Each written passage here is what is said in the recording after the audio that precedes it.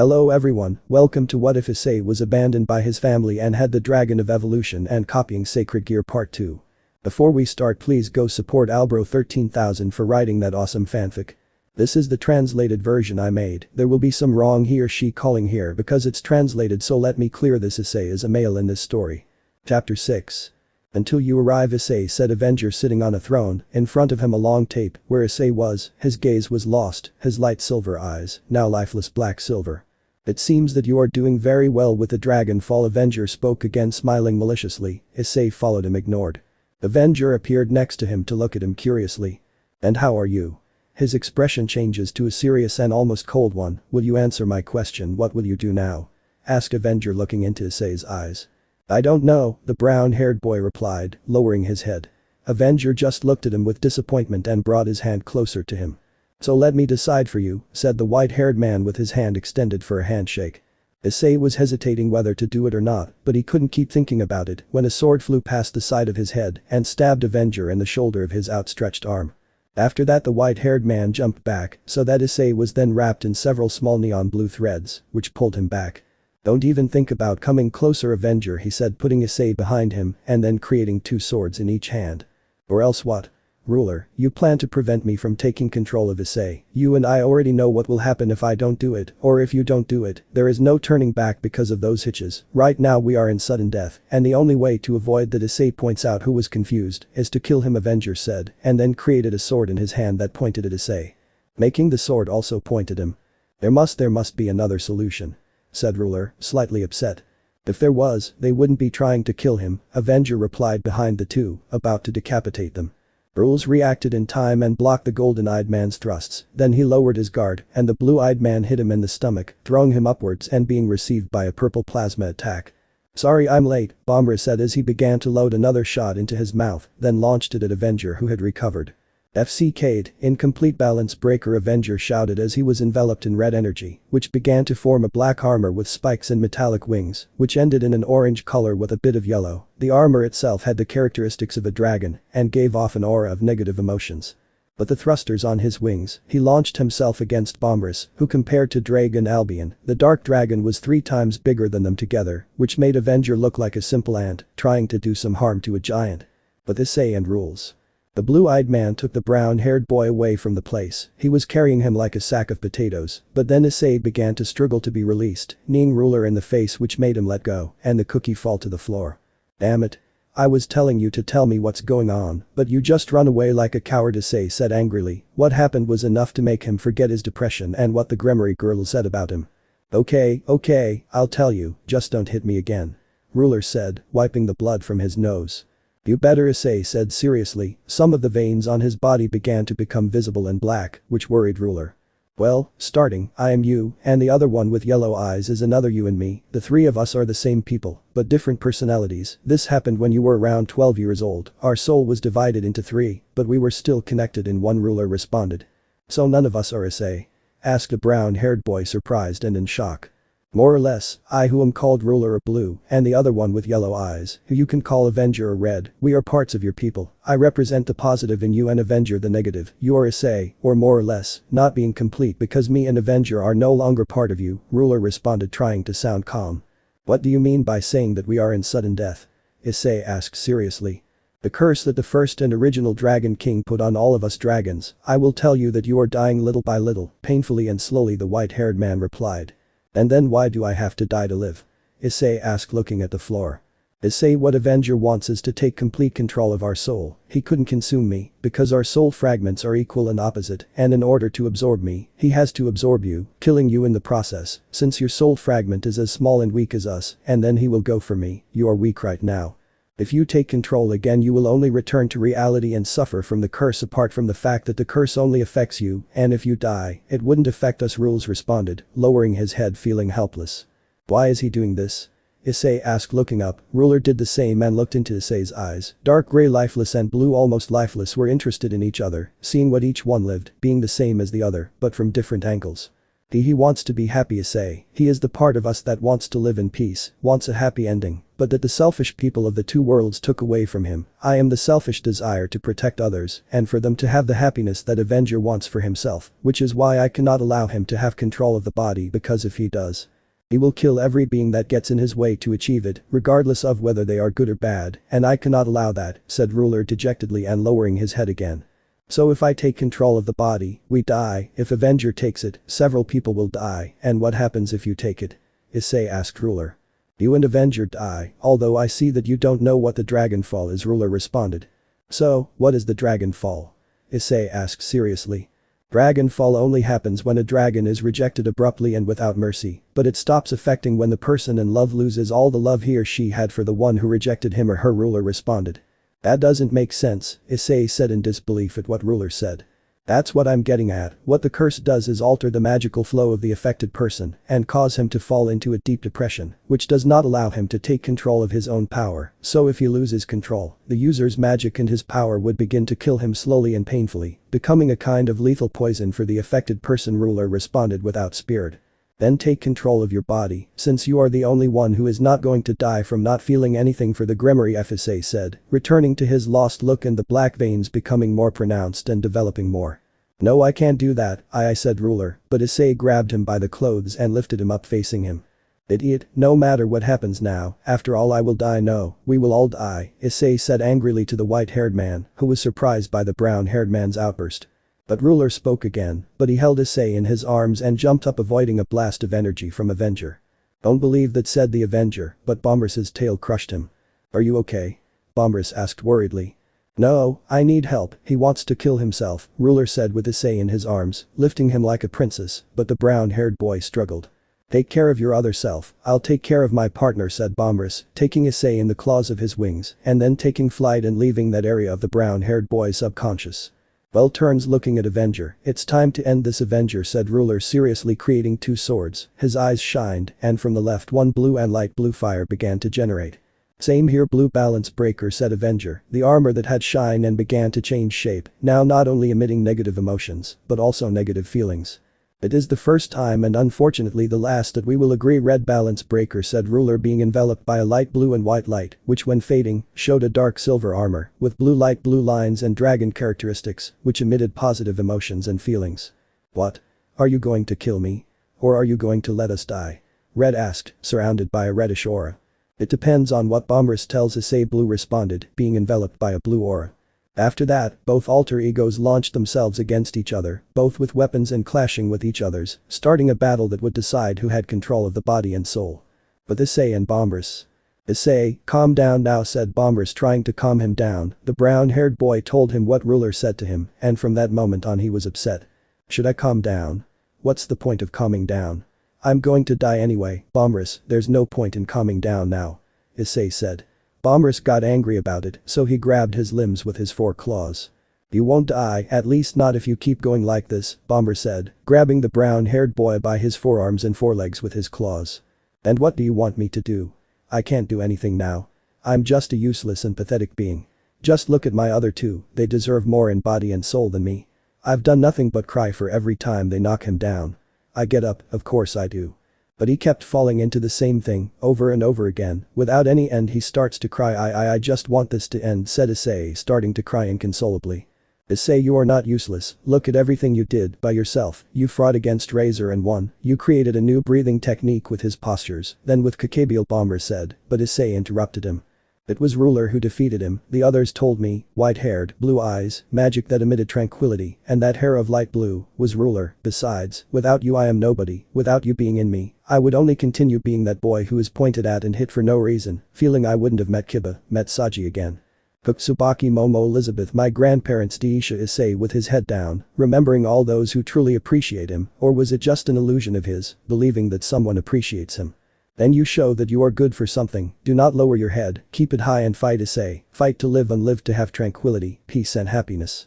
"Issei, you will not get anything by crying like a weakling and good for nothing. Keep your human will and get up once again, but not to fall again for the same thing as always. Get up to be strong and powerful, and keep moving forward." Issei, evolve and adapt to everything bad that happens to you. Copy and memorize the bad so as not to make the same mistake, and the good to have a reason to keep getting up, to continue and to grow, so please Issei, it is not time to give up now," said Bombers. Issei raised his head and looked his friend in the eyes. A glow began to emerge from the brown-haired boy's eyes once again.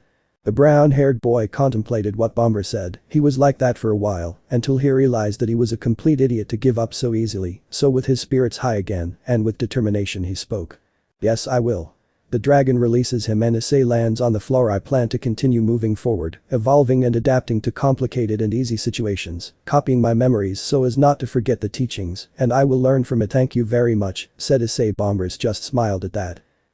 I'm glad you realized it, but you won't be alone," Bomber said, but at that moment a great pain attacked Issei's left hand.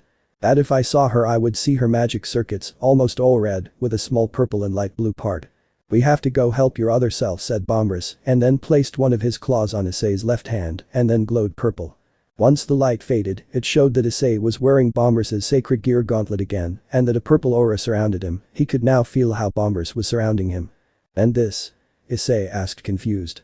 "Your subconscious is a complete sower, it makes it difficult for me to move, apart from the fact that this way I can directly reduce the advance of the dragon curse," Bombers responded, his voice echoing throughout the place. "Okay, create a katana, it's time for us to go after those two," said Issei before running off to where Avenger and Ruler were. With Red and Blue. The duo was fighting, but due to a bad move by Blue and a trick on Avenger's part, the blue-eyed man ended up with his opponent's sword in his abdomen, falling to the ground while his armor disappeared. "I wish I could absorb you, but this battle does not reflect our respective soul fragments at all," said Avenger. Launched himself against Ruler, but at that moment Issei appeared and connected a blow to his face with his left hand. "The reinforcements have arrived," Issei said, landing next to Rule's. His dragon features as well as his tail and wings were exposed. "Really timely, but that doesn't matter, come closer," Ruler said. Issei approached him and Blue hugged him, confusing the brown-haired boy. "What are you doing? Don't you see that the madman is coming here?" Issei asked desperately. "I just saw your eyes and the way you act now. I already know what Bombers told you." He turns to look at Avenger, "And I already know what to do to not kill Issei." "Avenger, whether we like it or not, we shouldn't even exist," said Ruler. Avenger realized what he wanted to do, so opening his eyes wide he launched himself, but he was followed by a glow that came from Issei and Ruler. When it faded it showed a bicolored Issei. Part of his hair was placid and was scattered in several strands along his brown hair. His silver eyes were now bluish purple, with the exception of the left one, which was all blue. Issei stood there still, then closed his eyes, and several memories belonging to Blue came to his head. "Avenger, come with everything, because I plan to recover my entire soul," Issei said with a sad smile, then turned to look at Avenger. "If you take control of the body we will die," said Red angrily, preparing to attack the now bicolor. "And for that I need you to cooperate with me. I know this will sound selfish, but I want you to be one with me again, to be the Issei who was born in this world again," Issei said, extending his hand to Avenger. "You won't do anything, you don't have the strength or will to do anything or to change what already happened, you are weak and pathetic," said Avenger dryly to Issei. "And for that I need you, now I am the angel, and an angel will always need a demon to be able to act and fix everything, yin and yang in one, do you understand?" "As if that weren't enough, neither of us can live without the other," said Issei. Avenger didn't listen to him and lunged at him. Issei just let out a sigh and looked at him seriously, then created two swords, and his left eye released a blue flame. "Balance breaker," said Issei, being wrapped in a dark purple and dark blue armor, with golden parts and blue and purple gems. "Let's go," said Issei, deploying two thrusters on his back and launched himself against Avenger. Both of them clashed swords, blocking each other, then one made a movement with one of his swords that was blocked by the other. A clash of swords began after that, in which neither was gaining ground. But due to Avenger's carelessness in making a vertical attack downwards, Issei took advantage of it and cost him one of his arms. It began to generate, but Issei took advantage of that and began to launch several stabs through the fallen red defense, making several cuts on it. After that Issei released his sword and created two new ones. Left hand sword. Right hand sword. The edge of the sword in his left hand shone in light blue, and then Issei made a diagonal stab at Avenger's chest, which sent a wave of pure destructive power in the shape of a crescent moon, which sent Red crashing to the ground. The sword in his left hand launched a fusion of lines and whips, ending in the tip of a spear with a purple gem, which went directly against Red, slashing at him. After that Issei made a movement with the sword, lifting Avenger off the ground and having him in the air, where the sword in his left hand charged, shining brightly and with a blue aura. When Avenger realized what was happening, it was too late, as Issei swung his left-hand sword forward, which launched a blast of energy in the form of a gigantic ray of energy, of pure destructive power, which hit Red, sending him crashing into one of the sewer walls, breaking it and causing him to crash into another wall for a few seconds. After that, Issei Seizo's attack, he was about to go for Avenger, but at that moment the red-eyed man appeared in front of him, without his armor, his right eye released reddish fire as if there was no tomorrow, a crimson aura covered him, and in his hands were degenerated, and they had two demonic swords. Red did not hesitate and began to cut Issei frantically without any mercy and at high speed. Mutilating Issei's armor, who with his wings moved away from Avenger, but the same one sent several lines to Issei, trapping him and attracting him to then begin to attack him again, but Issei did not make it easy for him, since he himself began to do the same movements as Avenger, blocking him at the same time. Because of this, Red became angry and began to use the evolution ability more intensely, thus becoming powerful, strong and fast, beginning to gain ground in the battle. But Issei predicted that and did the same as his alter ego, thus returning to a neutral point, blocking and beginning to struggle. Give up. This battle is useless in every way, Avenger said angrily. If I give up and die, I'll be making all the ties I made throughout my life unimportant and in vain, just like all that pain and tears. I plan to get out of here with or without your knowledge, Issei said, feeling how Avenger put more strength in the clash of swords. Issei took advantage of that and stepped aside. Avenger passed by and Issei cut off his arms with the two swords, then released the one in his left hand and summoned the gun that his grandfather left. This same one glowed blue. After that, Issei began to shoot Red, firing 7 bullets, all hitting the target at a high and absurd speed. Red fell to the ground, got up again, but realized that he was not regenerating, which surprised and despaired him at the same time. Issei wasted no time and launched himself at Avenger, knocking him to the ground and standing on top of him, with a serious look and raising the sword in his right hand. I'm really sorry, Issei said before stabbing Red into the floor. He only looked into Issei's eyes with sadness, anger, disappointment and despair, but Issei only gave him a kind smile, and then spoke. I promise you that I won't fall like that again for them or for anyone else. Issei said determinedly. Red just smiled ironically. You better be a useless loser, Red said before starting to shine next to Issei, which surprised him. I told you that we would be one again, as everything had to be said. Issei Avenger only let out a sigh of tiredness. I hope you do things right, Red said as he began to disappear. I'll do it my way, Issei said. The whole place began to shine. Seal destroyed. Out of Issei's subconscious. Everyone was worried in the waiting room of a hospital, although several people, apart from 2 of the most important clans of the Inflaming, being nurses, doctors and patients, all were afraid of the gloomy aura that Elizabeth emitted, the only unaffected being Saji, who could not feel it or simply did not give it importance. What happened? Elizabeth asked, looking at the ground. At that, Isaac's green gem appeared in his hand. He shouldn't, but the boy earned my respect, even though he wasn't that powerful. He overcame the adversities that were put in front of him with the courage of a dragon and the will of a human right. Now he's being affected by a curse that the first and original Dragon King put on all of us after the Dragon Queen was unfaithful to him with his best friend, answered Drake, drawing everyone's attention. What does that curse do? Isaac asked curiously. It causes the bearer of the curse to lose control of his power, and when that happens, the dragon's power turns into poison that kills him slowly and painfully, Drake responded. That worried several, except for Isaac and Candy, who had a smile that could not be seen since they looked away pretending to be sad so that no one would notice, which was the case, but Saji and Elizabeth noticed it. And how do you get the curse? Elizabeth asked seriously. Drake didn't answer, but Elizabeth had an idea. Then you are no longer of use to me, said Riaz, shamelessly surprised at both clans. The black-haired girl stood up and turned to look at the Gremory group. A literally dark aura began to surround her. A violet light came from her right eye covered by her hair, and the sense of death began to evade from her. But at that moment everything stopped for Elizabeth, feeling how Issei's energy ceased to exist. She desperately ran to the emergency room where he was. Everyone tried to stop her, but she only dodged them until she reached where the brown-haired boy was, only meeting someone similar to him, but at the same time different, standing next to the stretcher. Hello Eli, how are you? Issei said with a light smile. Elizabeth stared at the white-haired man. She was about to speak, but the purple-eyed man began to fall unconscious, but acting quickly, Elizabeth caught him, managing to feel Issei's magical energy, realizing it was him, so without thinking, she dropped to the floor next to him, hugging him as she began to cry on his chest. After all, she thought she was losing the person who brightened her days. The person who cared most about her, the person she loved the most. The next day. I already told you that I'm fine, Issei said to Elizabeth, who was next to him, holding him so he wouldn't fall.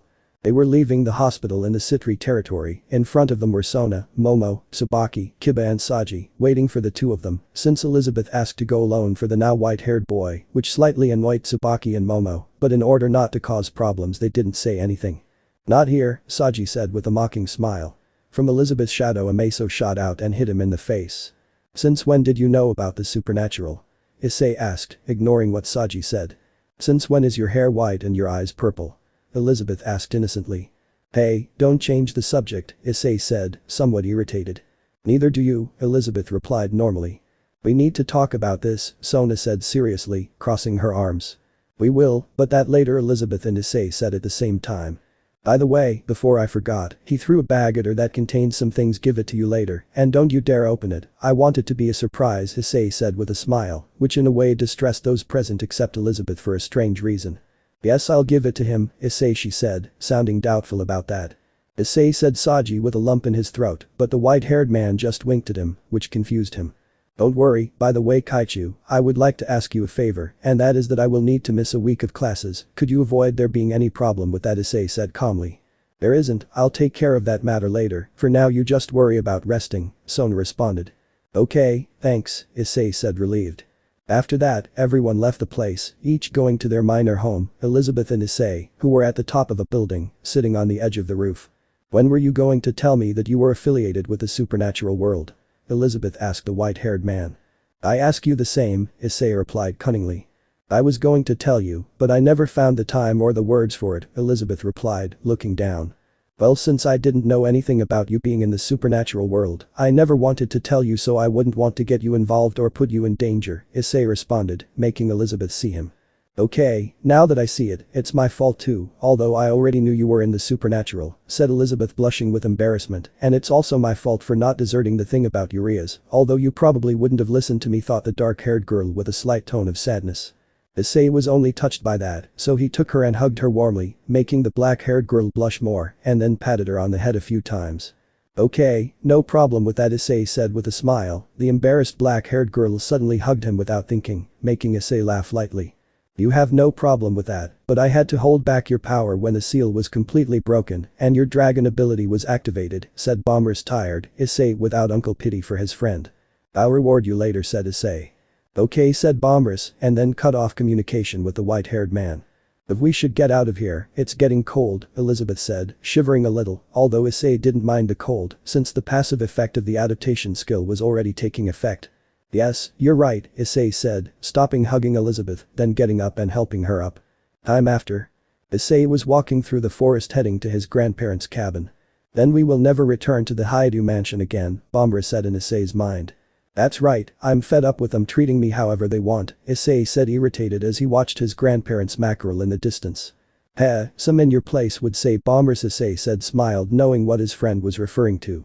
"Now I am the one who attacks," Issei and Bombers said at the same time, their eyes flashing a menacing violet hue. Chapter 7. Bang. Bang bang bang bang. He fired resonance shot after shot through a door, sometimes a double or quadruple shot. After a short time, the door would open, and from there came out sweaty Issei, with his sacred gear materialized, and two firearms in both hands. They were black, with wooden handles, two barrels and with purple neon lights. They are the same weapons that his grandfather had given him, only Issei used his evolution ability and then the transfer room, which improved them and gave them their new appearance. As Issei walked, he dematerialized his weapons and his sacred gear, then walked down a hallway that took him to the basement of his new home, his grandparents' cabin. "What will we do about it if the Grimoires come to bother us?" Bombers asked curiously. "If they do, we'll just have to shoot them without killing, so they know we don't mess around with games," Issei responded, leaving the basement and then going to the kitchen to prepare something. Somewhere else.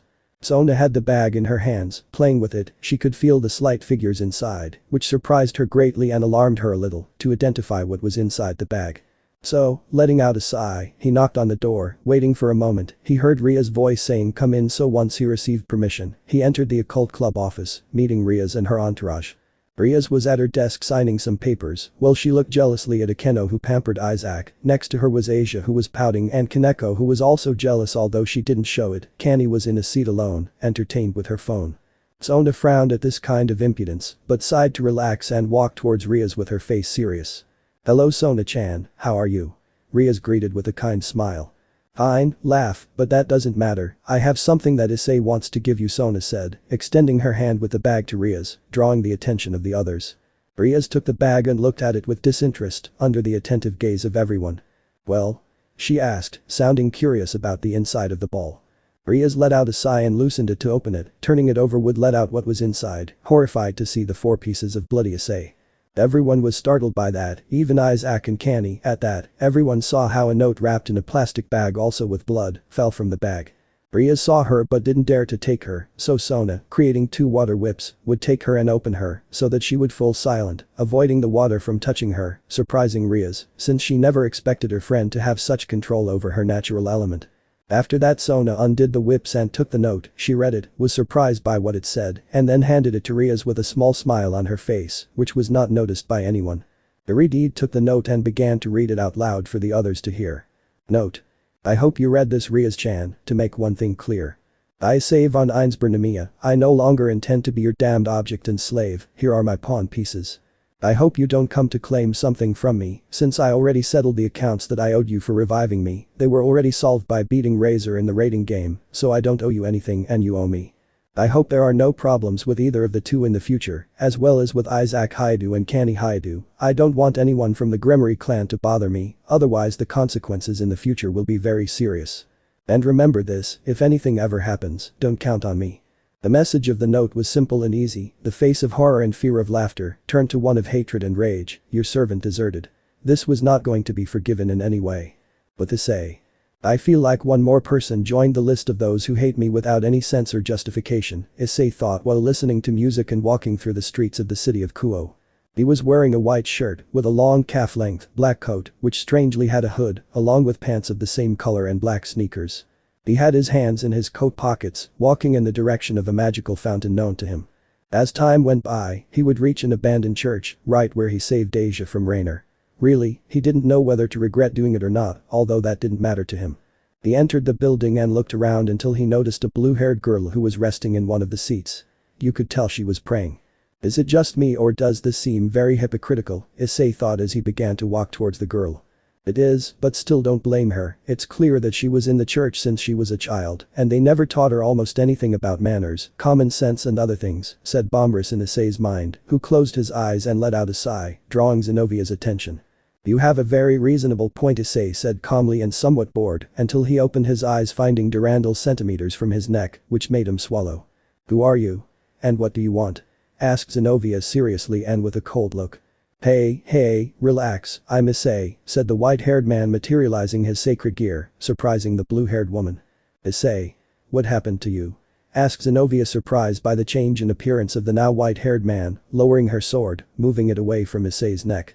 Some things happened, he lets out a sigh. Let's say that in a certain way I fought with Riaz, and I removed the pawn pieces on my body, Issei said honestly. Are you a full dragon now or half dragon and human? Zenovia asked doubtfully. Half dragon and demon, I completely lost human blood and flesh, but I am still in the process of dragonifying my body, Issei replied calmly.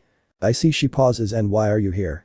Zenovia asked, bringing her left hand to her waist and holding Durandal in her right hand, looking at the white-haired boy with curiosity.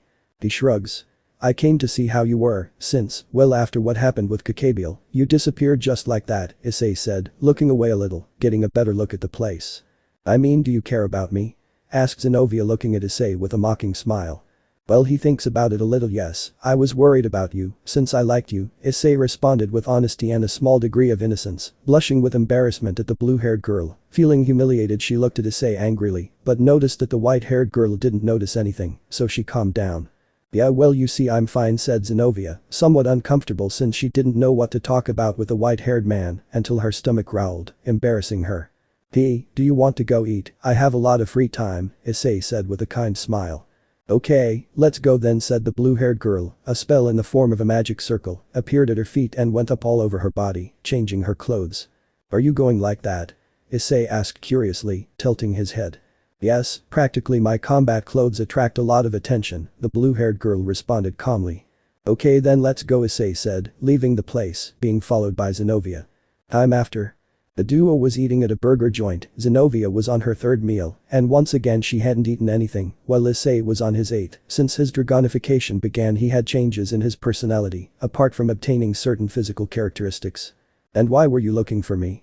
"Exactly," Zenobia asked the white-haired man. Issei just shrugged.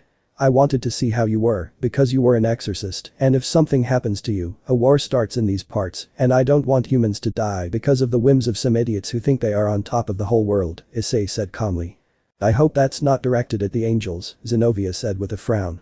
"More or less, since in itself, they believe themselves to be better than humans directly or indirectly," Issei said calmly. Zenobia let out a sigh to see if the white-haired man was right. "Tsk," Zenobia clicked her tongue, looking away and continued eating her burger. "Apart from seeing how you were, I don't know the truth, but when Copiado said that about God, I saw your eyes, they seemed to have lost their sparkle of life," Issei said a little uncomfortable, looking away. Zenobia jumped at what Issei said and turned to look at him, but after a while she calmed down. "Yes, literally following the word of our Lord was my meaning of living, my own ideals and things like that really. I don't know where to go now, I don't want to go back to church after all this," answered Zenobia uncertainly. "Do you feel betrayed? Why were you taught to follow someone in the hopes of being able to meet them in person, without any complaints or faults, depriving you of being able to spend time with others, fall in love or make a friend outside of the church, but it was all a deception just to be able to use your talent with Durandal?" Issei asked. Zenobia nodded her head embarrassed. "Yes uncle," how Issei was reading her mind as if it were an open book. Little did the blue-haired girl know that that was how she was. He just let out a sigh and looked at her, thought about it, he couldn't leave her alone, the girl could do anything if she wasn't watched, she also had no common sense or anything like that, which would only cause problems wherever she went. Then there was the fact of the other factions, the angels surely wanted her back, the fallen can take advantage of her, as well as the demons. And more so with two clan heirs here. He trusted Sona, he knew she would ask the blue-haired girl, and it was her decision whether to accept or not. If she refused he would leave her alone, but if she accepted, good for her. While Rissa would manipulate her emotionally, because of the state she was in, and make her join his entourage. Now that I think about it, what a coincidence that Riaz is at the right time to save all of her current peerage and me when Raynor killed me, Issei thought seriously, but he put that aside. "I can't leave you alone," Issei said thoughtfully to the blue-haired girl. "Why not?" Zenobia asked suspiciously. "Think about it, you have nowhere to stay, apart from that abandoned church, which leaves you as an easy target for the renegades. I also can't trust that you won't do something stupid due to your lack of common sense or social morality. Apart from that, it's not good to leave you there, knowing that in your current mental state. You are defenseless and very manipulable," Issei responded, giving his point of view to the blue-haired girl, blushing. "Well, you're right," she looks away embarrassed, "but I'm not a little girl that needs to be taken care of all the time," said Zenobia, turning to look at him angrily. "Do you know how to cook?" Zenobia froze in place. "Do you know what you can work on? In one that your lack of common sense does not hinder you." Zenobia shrank a little in her place. "But above all, do you have money, clothes, food, or something that is needed to live properly?" Issei asked sternly, like a mother scolding her daughter for doing something wrong. "I don't know," answered Zenobia, cowering in her place. For a moment Griselda's image interposed itself with Issei's, which made her nervous. Issei just let out a sigh. "I can't force you to do anything, really look away, but I don't want anything bad to happen, so if you want you can come live in my home," Issei suggested calmly. "No thanks, I don't want to live with you," Zenobia replied immediately. "And why is that?" I asked confused. "Isaac, I don't like the look you gave me or Irina, my teacher Griselda always told me not to trust people who had that look," answered Zenobia seriously. At least that Griselda taught him something good, apart from how to use sorcery, sword or anything related to the church, Issei thought, calm with the results.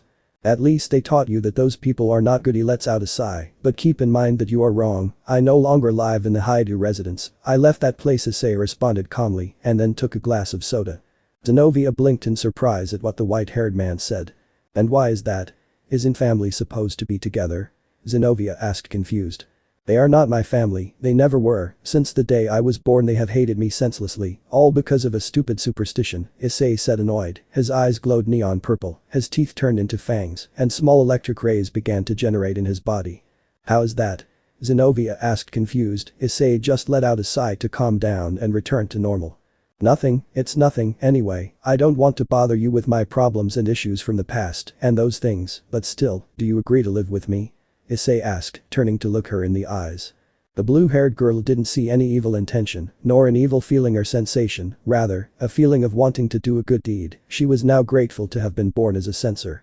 "I'm aware that Zenobia doesn't have this ability, but my story, my spin-off and my fanfic Okay, I'll stay and live with me for a while, until this all calms down, answered Zenobia resignedly.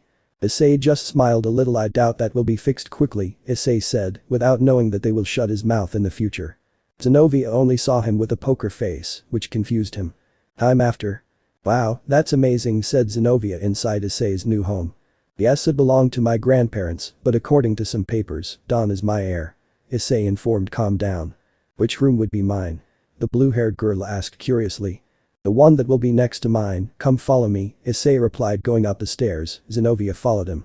After showing her the room she would occupy, the white-haired man informed her that he would have to go somewhere, she asked, but Issei did not specify and just left the place. He would be walking through the forest until he remembered something. I hope Rover doesn't scare her, Issei said thoughtfully as he walked through the forest. He will, you and I know it, Bombras answered in his mind. Anyway, Bombras, what would happen if we evolved the current skills, magic and auras that we copied? Issei asked curiously. Several things, for example the aura of destruction of the Grimoire, just imagine, already powerful, but we can improve it, perfect it, and make it more powerful, apart from, on the skills side, the ability of Kiba's sacred gear, already if you give elemental attributes to his swords, but just imagine that with some evolutions. The swords you create will not only have the attributes you want, but also unique and amazing abilities, answered Bombras animatedly. Now you really got my interest, Issei said with a satisfied smile. Do you want me to start evolving them? Asked Bombras. Yes, please, Issei asked calmly. Okay, Bombras said, then cut off communication with Issei. Time after. Issei was walking through the streets of the city. It was already beginning to get dark, but he didn't care and continued on his way. People began to leave the place, while he still remained in the same place, in the city park, right in front of the water fountain where Rainer killed him.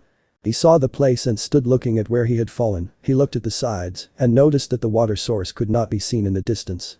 After that he got up and started walking, his sense of smell sharpened and he sensed a familiar aroma. Hineko was here, I can smell her Nekomata scent and the chakra aura she left behind, Issei said in a low voice. Then he moved to the side and stood in the place where he fell after being pierced by a spear. With his eyes, he managed to see the residual aura of a demonic summoning. He remembered the pamphlet that Ria's relative gave him, he frowned and began to think. Hineko was here when Rainer attacked me, but she didn't do anything, she was more like a watchman to make sure everything goes well, he thought annoyed, realizing the situation. It seems that your death was planned from the beginning, said Bombras in Issei's mind.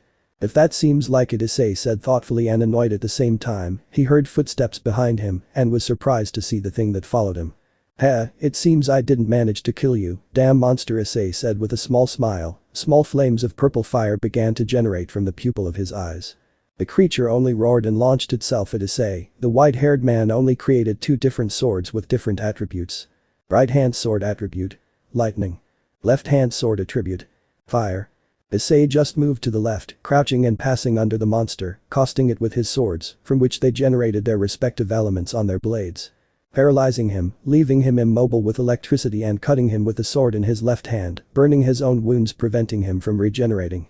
The creature could still move. It got up and tried to attack Issei with great speed. Issei was enveloped by a purple aura and dodged the creature's attack, cutting off its left arm, then cutting its torso with the left sword, crossing its chest and beginning to rise with it, reaching its shoulder, splitting it Doom Slayer style, then turning and decapitating it with both swords. Issei fell to the floor and let out a tired sigh. He was about to leave, but he heard other footsteps behind him and a roar. Turning around, he saw a trio of creatures similar to the ones he killed. He was surprised, and even more so seeing the one in the middle. It was a silver color like metal, its spikes and horns were golden, and a pink and purple light came out of its mouth. Damn, I didn't expect that, Issei said seriously.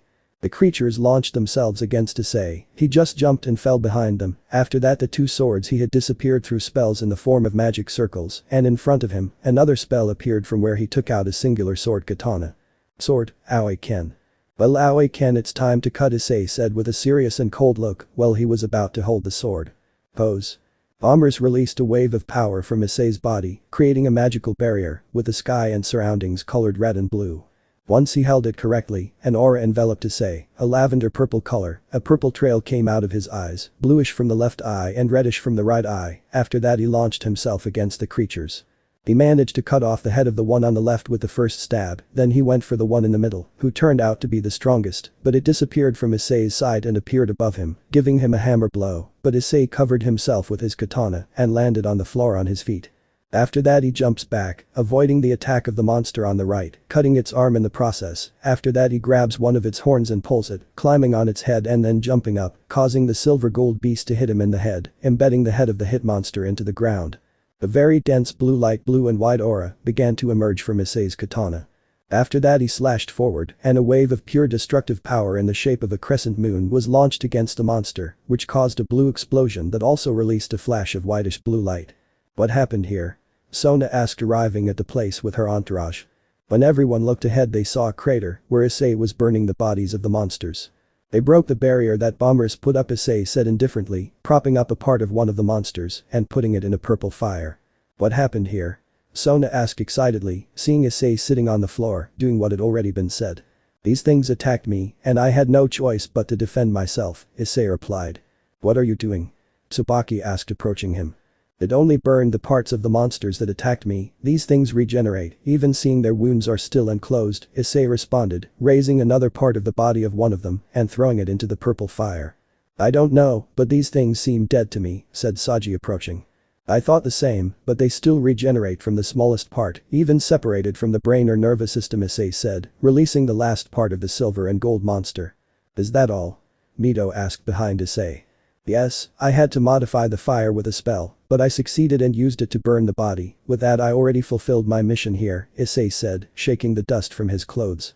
What mission are you talking about? This isn't a mission at all. Momo asked with a drop of sweat.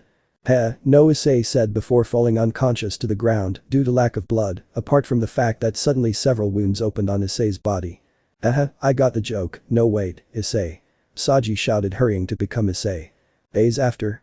Not stretching, why do you want to go to the Kuo Academy? Issei said to Zenobia, who was wearing the female school uniform of Issei's academy. On the other side of Issei was Elizabeth. The white-haired man had a spell that raised an illusion of his former appearance. I don't want to be in your house doing nothing, Zenobia replied simply, while being seen by Elizabeth, who had a sharp gaze on her. You have a point, apart from the fact that it would be problematic to leave you there, Issei said normally. What do you mean? Asked Zenobia with a somewhat serious and angry look. I don't want you to break something of my grandparents. Issei said and replied simply. Hey. I'm not that careless. Zenobia said angrily. Yeah, calm down or you'll attract the attention of the others, Issei said, a little annoyed. Issei-kun is right, besides I think it's not a very good idea for you to hang out with us. The Gremory group spread several bad rumors about us, so they will surely look at you with bad eyes, Elizabeth said seriously. I'm aware of that, and it seems to me that Canny and Isaac are the people the rumors talk about. You are calmer and kinder, and not at all like the rumors describe you. Said Zenobia with a small smile, bothering Elizabeth.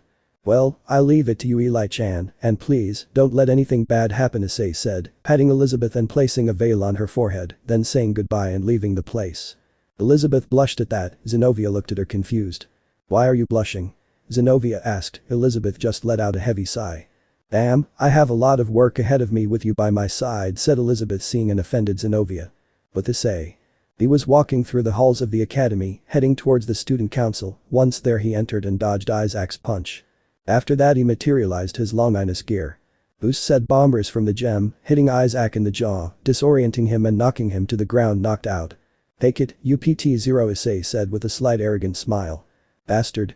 Said Canny, throwing lines at Issei, but he only held them with his hands. But when he least expected it, black fire with purple spread along the lines. Adaptation copy came from the gem on Issei's gauntlet. The same fire that Canny used against him was generated in Issei's hand, and to everyone's surprise, the fire itself did not affect him and dissipated with a movement of the hand. Nice try, Canny Haidu, but I'm not one to stop being killed easily. Issei said with a smile. The Kendo was about to launch a lightning bolt, but a barrier rose, separating everyone. The person who created her was Sona, who looked upset and serious at the same time. I might know why you brought it out, Isaac. Sona said to the brown-haired boy, who was beginning to get up from the ground. This bastard asked for it, to wake up from the clan, said Isaac, annoyed and with hatred. I do what I want, no one orders me around, besides, I have already fulfilled my duty in your stupid clan, Issei responded angrily. And that would be it? Riaz asked, raising his head and with his arms crossed. Undoing your stupid marriage, apart from the fact that I wanted to be with someone who only manipulates me and uses me as a tool, Issei said, annoyed. That was your duty as my slave, Riaz said seriously.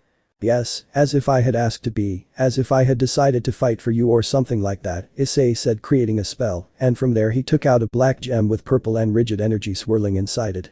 What is that? Sona asked suspiciously. What I managed to get, he replied with a proud smile. He dropped the gem, and it exploded upon falling into it. The reddish and purple energy began to join and spin at an exact point, forming a hologram of Kaneko, Rias and Akeno.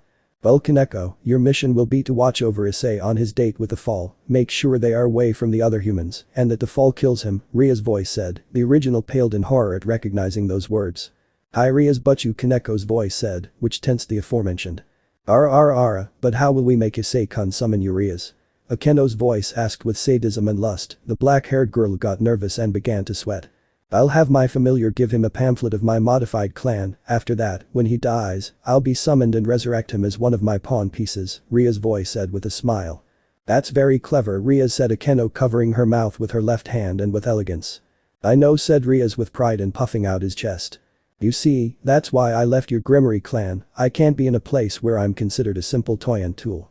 Issei said from the spell in front of him. He took out another one of those spheres and gave it to Sona. And what is this for? The dark-haired girl asked, confused.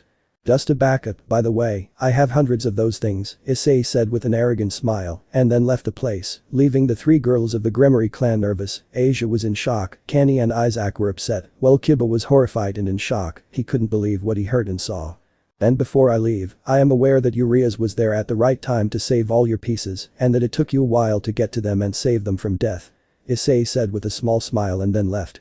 Rias tensed and was horrified by what Issei said. The others in her clan ignored that, except Kiba, who, although he didn't show it, was thoughtful about it. Chapter 8. Kiba has been very distracted since Issei confronted Rias in the student council. He was not noticed by anyone, thanks to his princely facade. He was now on the roof of his home, one that thanks to his efforts, he managed to obtain. Rias had given him one in ancient times, but he rejected it and got this one. He was thinking, looking at the stars, Issei's words echoing in his head. What a coincidence that your Rias was at the right time to save all your pieces, and that it took you a while to get to them and save them from death. He let out a tired sigh and brought his left forearm to his eyes, covering them. Are you okay, Udo-kun? Asked Kaori, appearing next to her lover. Of all the spirits and souls that were in the gem and that merged with Kiba, she was the only one who didn't do it. After all, he literally wouldn't get anything from her. No, Kaori-chan, I'm not, Kiba answered tiredly. Kaori just stroked his head lovingly and tenderly. Even if he was a ghost, he could interact with Kiba in all different ways possible. Is it because of what your friend Issei said? Kaori asked calmly. Yes, the blonde answered simply, although he began to have some small light silver locks. Kaori saw him and meditated, remembering Issei's words. She was grateful to Rias for saving her beloved from an obvious death, but after seeing her memories, along with what Issei showed 2 days ago and what he said before leaving, she began to meditate on it a little. Apart from that, he did more for Kiba than Rias did, which was only to support him in his revenge. Which would lead him to certain death for the pieces of true Excalibur. Apart from, if it weren't for Valper's stupidity in giving him the gem, he wouldn't have gotten stronger and in that way be able to fight Freed. She lets out a sigh and lies down next to Kiba. I can't advise you much on these matters. I've only suffered from being used as a vessel for a power I never wanted, but still, think about it. Udo-kun, she caresses his cheek, getting his attention, to which he turns to look her in the eyes. Think about this. I know what will happen if you listen to Issei-sama. You would become a renegade and be hunted, but you would be free. But also, what can happen if you continue with Ria-san? You would probably still be a tool from her point of view, and you wouldn't be free, but you would be safe. She lets out a sad sigh. I'm really sorry I can't help you in this, Kaori said sadly at the end. Kiba just hugged her and kissed her on the lips. They stayed like that until Kiba had to breathe. Don't worry about something like that, Kaori-chan, and I will listen to your advice, not only for me, but also for you. Kiba said with a smile. Kaori smiled with a loving smile. Really, having fallen in love with you made my existence much happier, said Kaori, and then kissed Kiba, who returned the kiss. Somewhere else. The clash of swords echoed across a small battlefield. Sparks flew as 2 twin swords and Durandal collided with each other. Twin swords. The owner and creator of those 2 twin swords was Issei von Einsberg, who was having a sword duel with Zenobia Quarta, who demonstrated good swordsmanship, as did Issei and Kiba, but still had room for improvement. Not bad, but you're still a long way from reaching my level, said Zenobia with a challenging smile. The white-haired man clicked his tongue in frustration. I will get to him whether you like it or not, Issei said seriously, jumping back and throwing the duo of swords, which were blocked by Zenobia. The 2 swords were thrown back. Issei only created another pair of swords equal to the ones he launched. After that he launched himself at Zenobia, launching the new pair of swords, which were blocked by Zenobia.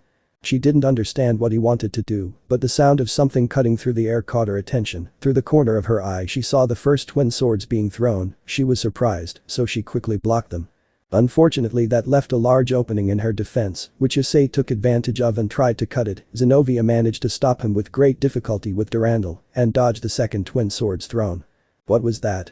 I asked, confused and serious. Does it matter?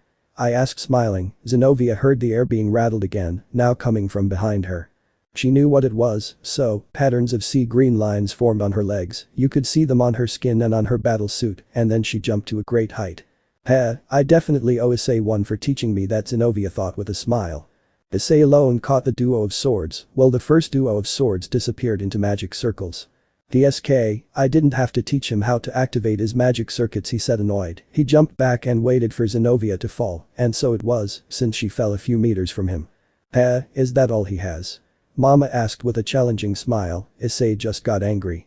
And that thing about mom? What the hell is that? The purple-eyed man thought with annoyance. You tell me to go to sleep early for the academy, you tell me to brush my teeth every night, you make me have manners and not do senseless things, because of my lack of common sense in all the public places we go to, you make me do my academy homework, and you scold me as if you were my mother, that among other things, said Zenobia, but she had to dodge the black sword that grazed her cheek. She was scared and saw Issei. His pupils were shining, the left one in light blue and the right one in red, while the iris gave off its purple color. After that he launched himself and threw the other sword, creating a new pair of twin short swords. The others returned and tried to cut Zenobia, but he spun and blocked them. Turning again he would block Issei, who launched a thrust that pierced Zenobia's defense. She used her hand, holding the blade with her right hand. At the end she only mentioned using the reinforcement and managed to stop the blade. Cold sweat was falling down her face, while Issei still looked at her with annoyance. Repeat it to me, but now to my face, Issei said seriously, which made Zenobia nervous. Do I appreciate your food and you letting me stay in your home, said Zenobia nervously and closing her eyes to feel a murderous aura, which for some strange reason made her eyes mischievous. But she only felt some pats on her head. Opening her eyes with difficulty, she saw Issei with a kind smile caressing her head. See, how difficult it was to say it, Issei said kindly and smiling. Zenobia only had one thought in her head. Bipolar. Zenobia screamed in her exalted mind. Time after. What were the names of those twin swords from the morning? Zenobia asked curiously. Next to her was Issei. Both of them were heading to the Kuo Academy and had their respective uniforms. Only 2 swords that I created, although in our talk battle, I created some swords like those, Issei responded calmly. And what did you do to him? I asked curiously.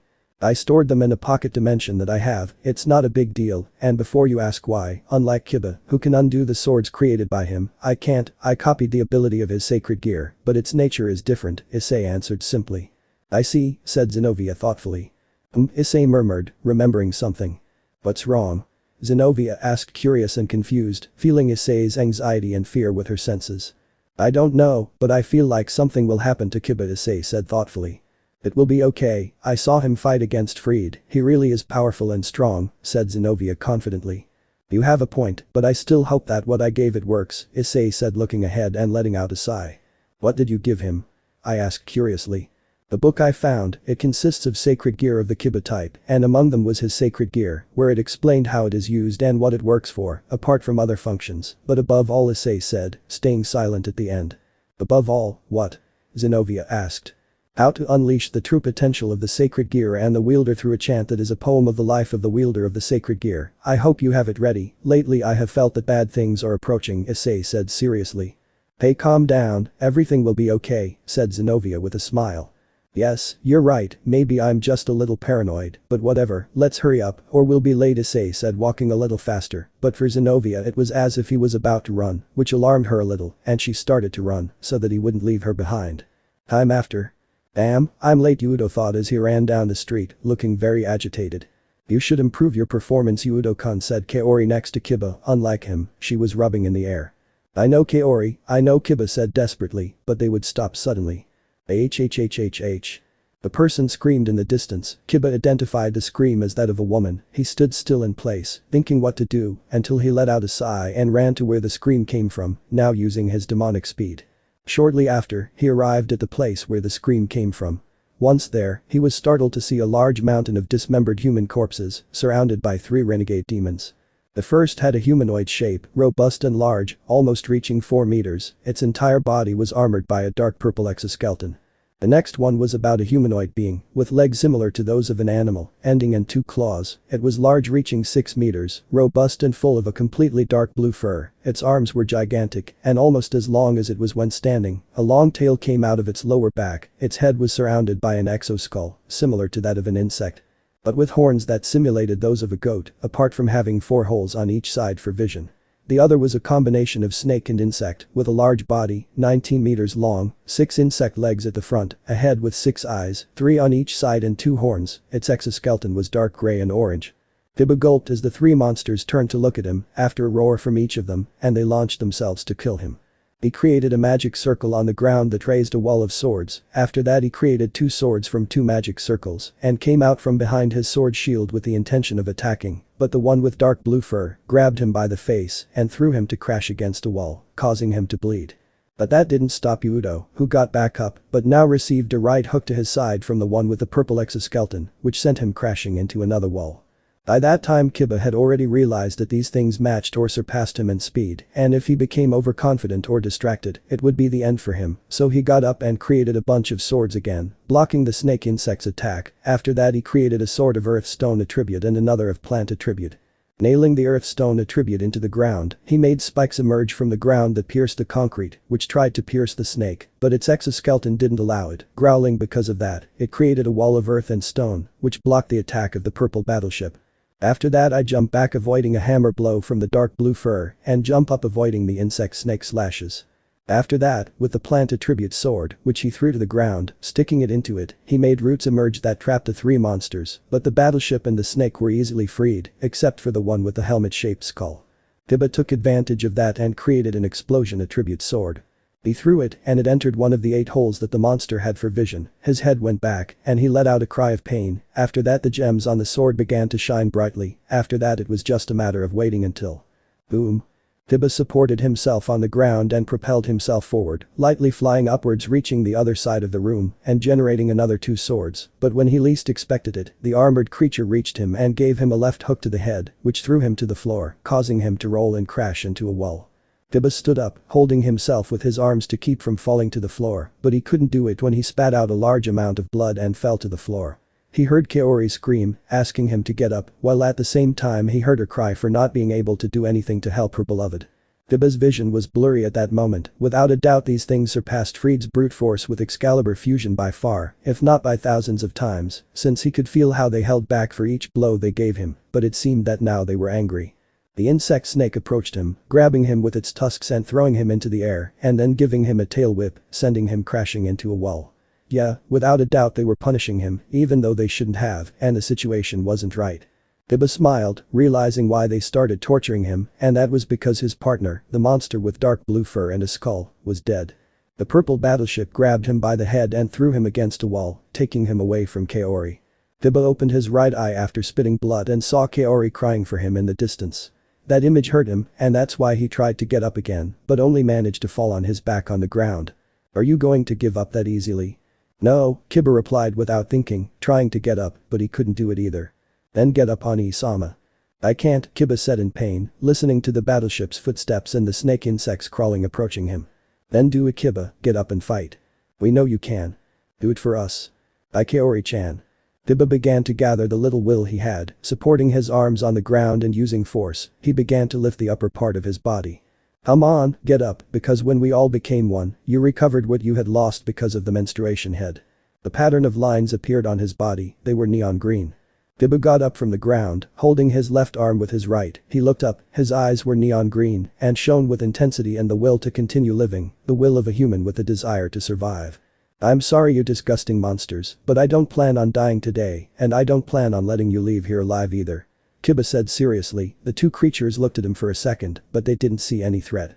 Biba closed his eyes, the words of all those who loved and cared for him flashed through his mind, all those who gave their lives for him and those who trust in him now, and he wouldn't allow all of that to be in vain. Raising his left arm, which was held by his right arm, a sphere of white energy that emitted a green glow appeared in the air, threads of energy came out of the sphere of light, which swirled uncontrollably. The image of Issei giving him a book for his birthday flashed through his head, he just smiled at that. Thanks Issei, without a doubt I owe you more than I almost owe to Rias and Kiba said, creating a rock attribute sword and sticking it into the ground, creating a wall that protected him. The creatures began to hit the wall, which regenerated with each blow they landed. For those who gave their lives for me. Kiba heard the creature's blows, but he didn't care about any of that. I will create swords, I will be the blacksmith of the treacherous iron and steel. The battleship made a hole big enough and tried to grab Kiba by the head, but the wall regenerated stopping his arm that almost reached the head of the blonde with silver highlights, which began to gain territory in the blonde hair. I will be its origin, my origin and therefore the bone of my sword. Kiba's body began to release an aura of greenish and white power, which cracked the ground and the wall. My blood is the fire that melted the steel and my bone the hammer that shaped them. The creatures make another hole and were about to kill Kiba. My body. Kiba opened his eyes seeing that the monster's claws and blades were about to touch him, he just let out a sigh and relaxed. It's made of swords. The wave of greenish power with silver pushed the two monsters away from Kiba, both crashed against the walls, going through them and falling into other rooms. When they recovered they got up and saw in front, Kiba had his left arm raised, where he held a white sword, with a dark grey handle with white squares, its edge was golden, and had a pattern similar to Kiba's, but in a sea green color. The angry monsters entered the room again, not noticing the divine aura that the sword had. Kiba just lowered the sword and launched himself against the battleship, making multiple cuts on its body, which went through it, also cutting the floor and the walls of the building. After that he turned quickly and even the sword in the chest of the creature, killing it instantly. After that he turned to see the other, which was the insect snake, so extending his right arm, he created a sword with the same handle, guard and pommel. But these last two were red, the sword had only one edge, and like Kiba, it had a pattern of lines, but these were neon red. Its edge was also gold.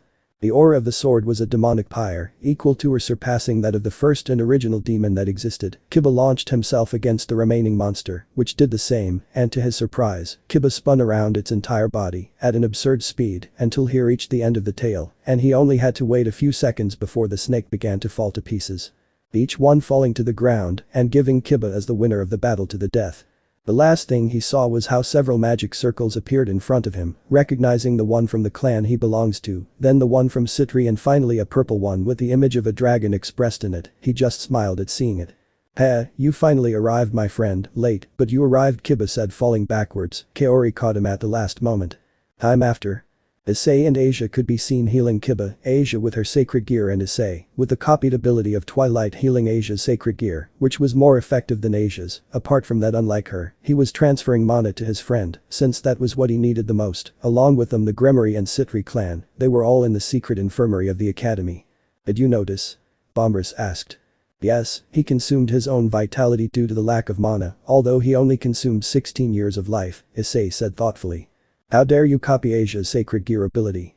Rias demanded with anger and hatred directed at Issei, who didn't give much importance to that. I spend part of my vitality to survive Issei said, drawing everyone's attention, but that only made Rias angrier. And that doesn't matter now, the important thing is that you had the nerve to Rias said angrily, but she fell on her butt to the ground, which was destroyed by the lash of Issei's dragon tail. Rias was horrified by that and trembled in fear, her eyes began to crystallize. Everyone from the Gremory clan was angry at what Issei did to Rias, the Citrus too, although they were more angry at the destruction of the ground. Isaac and Canny launched themselves against Issei, as did Kaneko. Canny began to generate spells in the form of magic circles, and Asia was about to slap him. Bombers please Issei asked, a reddish aura formed from the gem of his sacred gear, which turned out to be Bombers' bloodlust, which froze everyone in the room, even the Citrus and Issei, but he himself only continued to attend to his friend. You better leave, now my partner and I are tired of your stupid tantrums of spoiled and immature teenagers, said Bombers annoyed. They all listened to what the dragon said and left the place. Issei just let out a sigh and saw Kiba. How much did you hear? I asked. Kiba just straightened up in place. Enough, she was more interested in you answering her than in my current state of health, Yudo said letting out a sigh. Kaori appeared at his side and hugged him, he returned the hug. Now you see why I left that clan Issei said seriously, crossing his arms. Yes it really is selfish, said Kaori annoyed. You sure have good taste, puppy said Bombers mockingly. Kiba and Kaori couldn't help but blush at what the black dragon said. Bombers leave them said Issei annoyed. Bombers just laughed. How many years of life did I lose?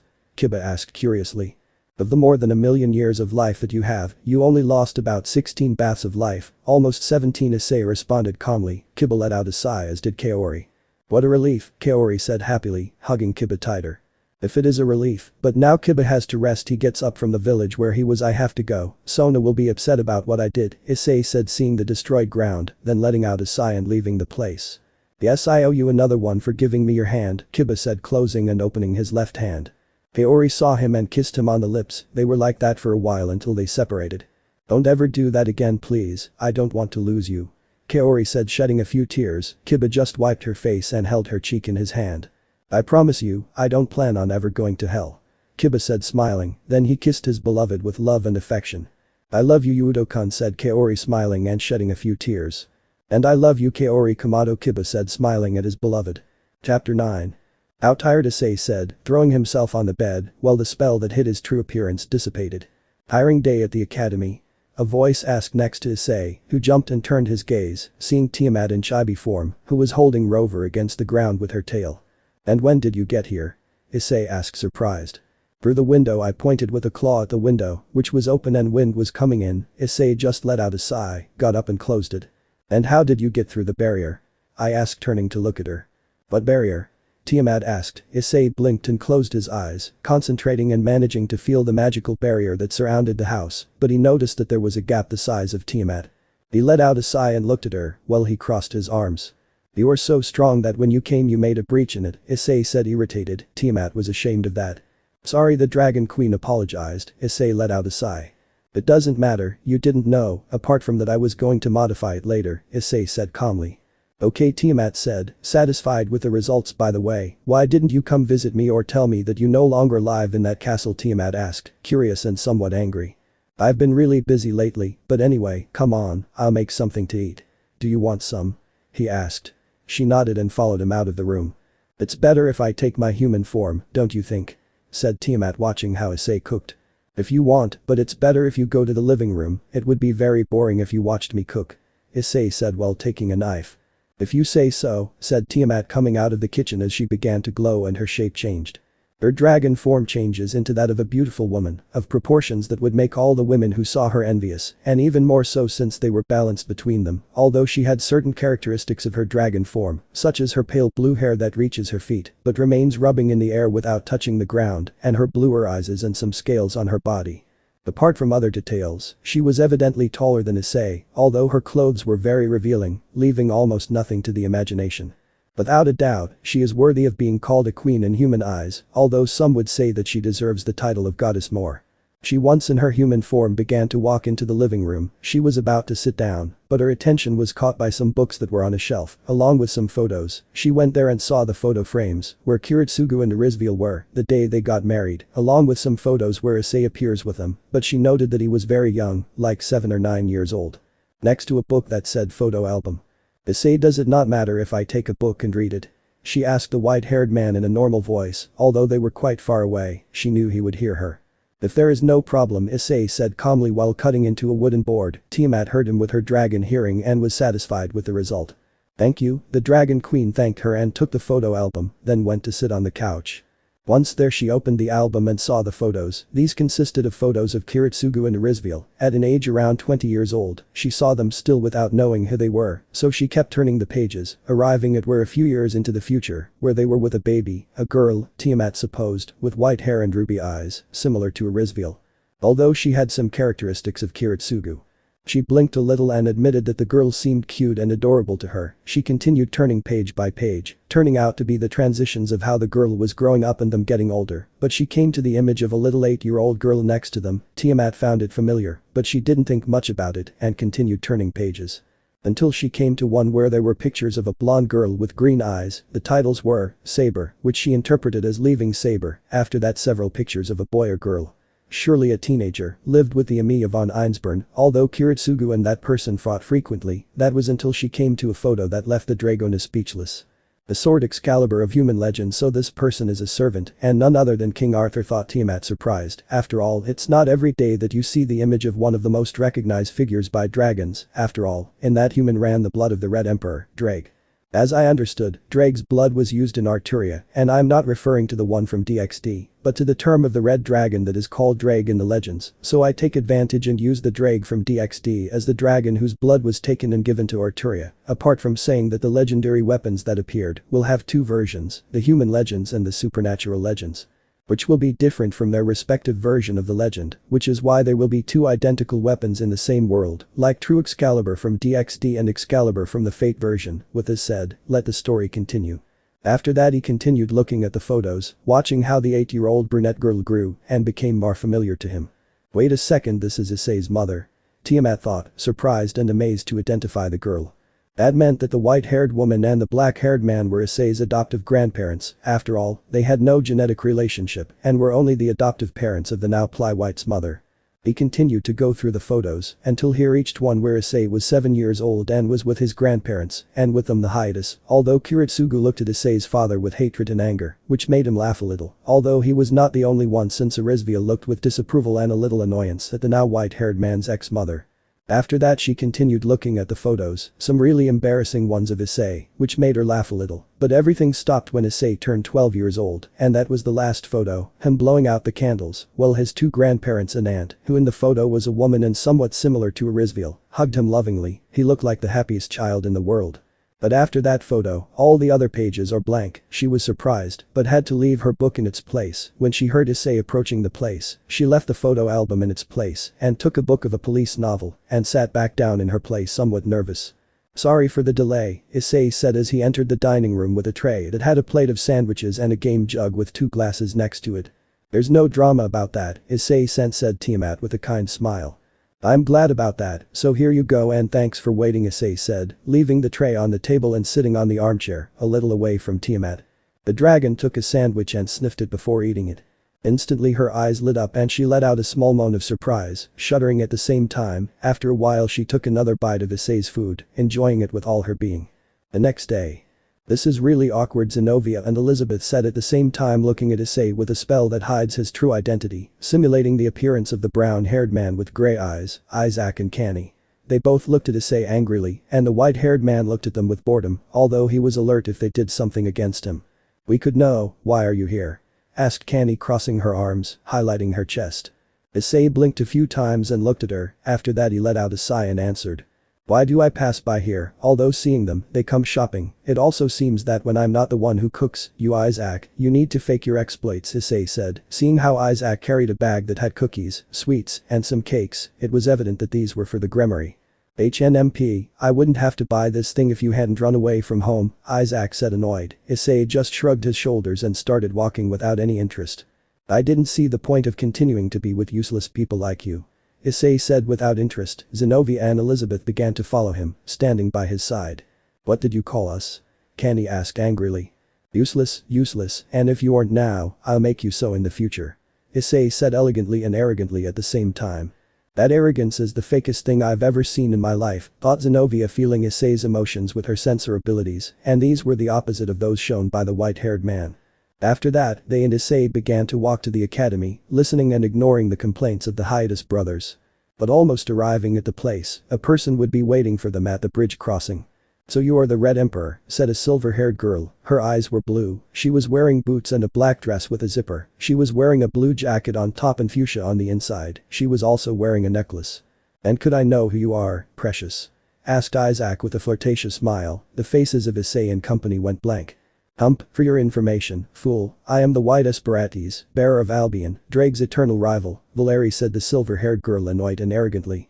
Great, soulmates finally meet, Issei thought sarcastically while rolling his eyes. After that he began to walk, preferring to ignore the situation that was happening in front of him. His two friends thought the same thing and did the same as him. Poor you Albion, for having such a carrier, Bombers thought with pity for himself. And you are the bearer of Bombers, Albion's uncle, said Valeri, turning to look at Issei, crossing his arms and with a confident smile. The white-haired man stood still in his place and turned to look at Valeria, while his eyes shone and his face became serious. And what does that matter to you? His eyes stopped shining so as not to attract attention. What do you want, White Empress? Issei asked seriously. Nothing, I just came to see the one who would be my rival and the bearer of my dragon's uncle, and now I see that I came for nothing. They are very weak. If we talk about power units, their digits would be 5, with good luck for Valeri said somewhat thoughtfully. Then I have no choice but to reduce my digits and put your mind on solid ground, Issei said defiantly. You know I can kill you now, Valeri asked arrogantly, taking a step forward, but felt something cold on one side of his neck and something hot on the other side. And you think I care about that rule of having to hide the supernatural from the human eye? Issei asked with a sharp and challenging smile, while he saw how two swords that he created, with ice and fire attributes, were about to decapitate her. "Drrrr, bastard," Valeri said with annoyance, stepping back. "Haha, you look prettier when you keep quiet," Issei said between laughs and in a polite way, making Valeria growl, who was blushing from the shame of humiliation and was about to attack the white-haired man. But at that moment a sacred sword and durandal were placed on his neck. "Sorry, but I have a question, what did you try to do?" Kiba asked behind Valeria and placing a sacred sword on the white-haired girl's neck, in his other hand a demonic sword, which threatened to stab her back. "Don't even think about it, Snow White," said Zenobia, pointing durandal at Valeria's neck. "And don't even think you'll be able to do anything," Saji said behind Valeria, placing his hand on her shoulder and nullifying her magic and abilities. Valeri stood motionless in place, at the same time desperate for not being able to feel his magic, strength or power.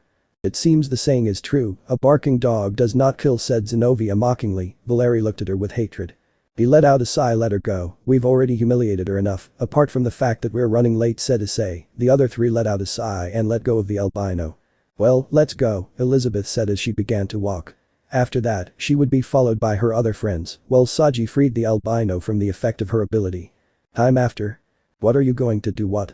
Issei asked surprised. He was in the occult club. Sona let out a sigh at his answer. "We are going to have a faction meeting in this territory. It will be with the respective leaders of the fallen and angel factions, with those of the inflamed, because you defeated Copiado. You are requested on the spot," Sona said seriously. Issei released a heavy scare. "I don't have a choice?" Issei asked, annoyed. "Unfortunately no, since if you don't go you can be considered an enemy." Experience, Sona responded. Issei let out a heavy sigh again. "Okay, I'll be there, when will it be?" Issei asked. "Tonight," the dark-haired girl replied. "Well, we'll see each other there," Issei said, annoyed. "Okay, see you," Issei sent, Sona said. After that Issei left the place. The brown-haired boy was walking through the halls of the academy while listening to music with his wireless headphones, but then someone grabbed him by the shoulder, making him turn around and see a fist heading towards his face. He just dodged it with boredom. "What do you want?" Issei asked a student in front of him while he took off his headphones. "What do I want?" "I want to teach you not to mess with Ria-sama," said the student. At that moment Issei remembered that the Redeed spread the rumor that he blackmailed her to be in his club. Issei just let out a sigh and dodged the student's blows again. Another of his classmates joined him, and Issei just dodged him, surprising everyone even more, and so it continued. The more time passed the more joined in trying to beat him up. The brown-haired man, fed up with that, moved and stood behind one of them. The one in front of Issei had a fire extinguisher in his hand and used it to hit Issei, who moved, and the blow was received by the one behind Issei. A kendo girl arrived, and the brown man just crouched down, evading the blow of her wooden sword, which went to the head of the one with the extinguisher, knocking him unconscious instantly. After that, the girl, not caring about that, tried to hit Issei multiple times, but he just dodged her until he jumped to the side, causing the girl to receive a hit from one of her companions, and at the same time, she accidentally hit the girl who hit her, so we were both nickel-plated at the same time. Issei walked backwards, causing two boys to punch each other, then stood still and watched as a dart grazed his cheek. He just looked in astonishment at the girl who had thrown it at him. Literally, these people are willing to kill him just because of some stupid rumors. He just let out a sigh and moved at great speed, surprising everyone, but without seeming like something really paranormal. He was about to punch the girl, but he stopped a few centimeters from her face, and that was something that everyone noticed. After that the girl fell to her knees, scared and horrified, as she began to cry. After all, seeing Issei's fist, remembering her at high speed. She had seen her own death. Without a doubt, Issei was fed up with everything, that he didn't think much about what he did, and when he saw the girl, he realized what he just did and let out a sigh, then went back to looking at the rest of the students who tried to hit him. "Try again and it will go worse for you," Issei said simply. After that he left the place, leaving everyone surprised and horrified. "Damn, what was that?" Issei thought, stressed. "It's because of your dragonification. Remember that you would have some hormonal changes in the time it took to transform your entire body into a dragon," Bombers replied in the boy's mind, who relaxed a little, seeing that it was something that would happen in a short time. "Well, that relaxes him a little," Issei whispered, but then someone would stand next to him. "What relaxes you?" Elizabeth asked, raising an eyebrow. Issei was not surprised since he felt her aroma near him. "Nothing, just a small problem with my dragonification. It's not a big deal," Issei responded calmly. "Are you sure?" Elizabeth asked. "Yes, sure," Issei answered with a smile. Strangely, he was one of the few people who could get a real smile out of him instantly. "Well," said the black-haired girl calmly. After that they both remained silent and continued on their way. They stayed like that the whole way, in that relaxing and calm silence, both satisfied with the other's presence, but then one of them breaks the silence. "Hey, if I remember correctly, we have free time now," Elizabeth said, somewhat thoughtfully. "Now that you mention it, that's right, our teacher is on medical leave," Issei said, remembering. "If that's so, then let's go to a place with less noise and where we can be calm," said Elizabeth with a light smile and taking Issei by the hand. "Okay," Issei said, being dragged by his friend. Somewhere else. Kiba and Saji would be having lunch quietly behind one of the abandoned buildings of the Kuo Academy. Although they did not hang out much, they still did, and they really both got along well with each other. "So now you can create holy swords?" Saji asked the other blonde-haired boy, who cast an illusion spell, showing that he was now two-colored, some parts blonde and others pale silver. "I wouldn't say that, since these are beyond sacred," Kiba said, to create a golden and silver sword with a gem on the pommel and on the guard, silver blue in color. "That's it?" Saji asked in disbelief. "A sacred sword, or rather a divine one, and not only that, my demonic swords have also become more powerful," Kiba said thoughtfully and seriously at the same time. "Doesn't that hurt you?" Saji asked worriedly.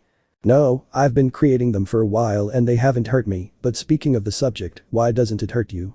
Yudo asked the blonde-haired man. "Well," he raises his right arm and looks at it, "I still don't know much about my sacred gear, but something in it prevents me from being hurt by sacred weapons, things related to God, and more." Saji responded calmly and thoughtfully, surprising Yudo. There's no information about her?" Yudo asked curiously. "Yes, but it's not much, it's relatively little," Saji replied, letting out a sigh. "I see," Kiba said calmly. "Did they tell you about the meeting?"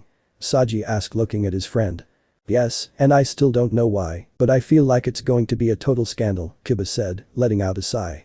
I think the same," Saji said with a smile. "Time after? There was no need for you to come with me," Issei said without the illusion spell, now showing his paler skin, like his snow-white hair and purple eyes. The white-haired man saw Zenobia, Elizabeth and Tiamat in her chibi dragon form next to him. It was night and they were entering the Kuo Academy. They crossed a barrier, and it was there that they could feel the magical presence of 10 powerful beings, and several that he already knew. "You can't say much, you practically brought Rover with you," Elizabeth said, a little annoyed, and it was true, the monster dog was on Issei's right shoulder, in a chibi and adorable form. This will be entertaining," Tiamat said with a smile, looking at the building and recognizing some of those magical auras. "You don't even have to say it," Zenobia said with a slight smile. At that, a teleportation spell appeared in front of them, and from there came Grafia and Sona. The two looked at the group of 4 with surprise. Issei let out a sigh. "You know what, I didn't expect anything from you, and yet you disappoint me. For a second we thought you were enemies," she said, sounding annoyed. Issei smiled more because of that. "It was obvious that this would happen," Issei said. A vein of annoyance appeared on Sona's forehead. "Please, Issei-sama, could you stand in the teleportation magic circle with your companions?" Grafia asked politely. "Of course," said the calm Issei, being followed by his companions and stopping in the magic circle. Tiamat shrank more and climbed onto his left shoulder so as not to take up much space in the magic circle. After that the group disappeared in a flash of silver light, and you appeared in the occult club in front of several known and unknown people. "Sorry for the delay, but we've already arrived," Issei said, relaxed. "Wow." Translation. "The milkman has arrived." Rover barked excitedly. "Yeah, I would have said that better," Issei said with an amused smile. Chapter 10. Everyone stared at the new group that arrived. Issei recognized the Gramarye group where he greeted Kiba, but he noticed the Kaneko was missing, but that didn't matter to him. Then he saw the Citri group and greeted them. After that he saw in front where the faction leaders were, on the demonic side, a red-haired man with blue eyes. He identified him as Surzich's, Ria's older brother, and the current Mayor Lucifer. Grafia stood next to her husband, and Issei noticed the other person, a purple-eyed girl with jet black hair. She seemed to be lively and calm, although the white-haired man remembered her as Seraphol Leviathan, Sona's sister and the current Mao Leviathan. On the side of the fallen was a subject that Issei recognized. After all, he made some contracts with him. He was a black-haired man with a blonde forehead. If he remembered his name correctly, it was Azazel. Next to Azazel was a purple-haired woman with crimson eyes, dressed in formal clothes that made her look like a military general. And someone who recognized Issei perfectly, a silver-haired girl with blue eyes, Valeri the Hacker Yuku. On the angel's side was a blonde-haired man with blue eyes, who dressed the same as Surzich's but with other designs, but a ring of light rested in the air above the man's head. Next to the man were 2 women, one beautiful blonde with green eyes. And a blue-eyed girl, between 20 and 30 years old, who looked like she was from Europe and a celebrity. And next to the woman was Irina, who greeted them with a smile. "Sorry, but I'm not putting a picture, because I've already reached the limit of 20, although we all or almost all know what it's like." How strange, they were 10 powerful magical presences. He concentrates a little. I see, it was a Longinus gear. It seems that the bearer is with Kaneko at the other end of the occult club, Issei thought seriously. Aside from that, I can feel a powerful dragon slayer aura in the boosted gear, Bombra said in Issei's mind seriously. I see, we'll have to keep an eye on him, Issei said seriously in his mind. But without him realizing it, the blonde-haired man and blonde-haired woman on the angel's side looked at him seriously. The blonde looked at him with fear, feeling Issei's dragon aura, already knowing with her own eyes what Issei is capable of having bombers with him. But the blue-eyed woman looked at Zenobia with a smile. The blue-haired woman went blank and looked away in fear. Elizabeth saw this and became curious. Zenobia-san, who is she? The black-haired girl asked in a whisper. She's my former teacher, Sister Griselda. She's not, well, she's the older sister in the church, and partly like my older sister or mother, and well, Zenobia said in a whisper, but stopped embarrassed. Do you feel that you are letting her down and she is leaving the church? Elizabeth asked, raising an eyebrow. Why yes, answered Zenobia, embarrassed and blushed slightly with shame. Elizabeth let out a sigh at that. Well, if everything goes well you will talk to her, and I will be there with you, said the black-haired girl with a smile to her friend. Are you sure? Zenobia asked surprised. Yes, sure, said Elizabeth animatedly, making Zenobia smile. But without most people realizing it, Isaac looked at the women in that place with mischief and Liguria. They noticed it and got angry about it, but they did not show it so that there would be no problems. Well, we can now begin the meeting, Serzicha said seriously. Before anyone else could speak, Serafal stepped forward. First we start with the reason why we are all gathered here. Why did Copiado want to attack this territory?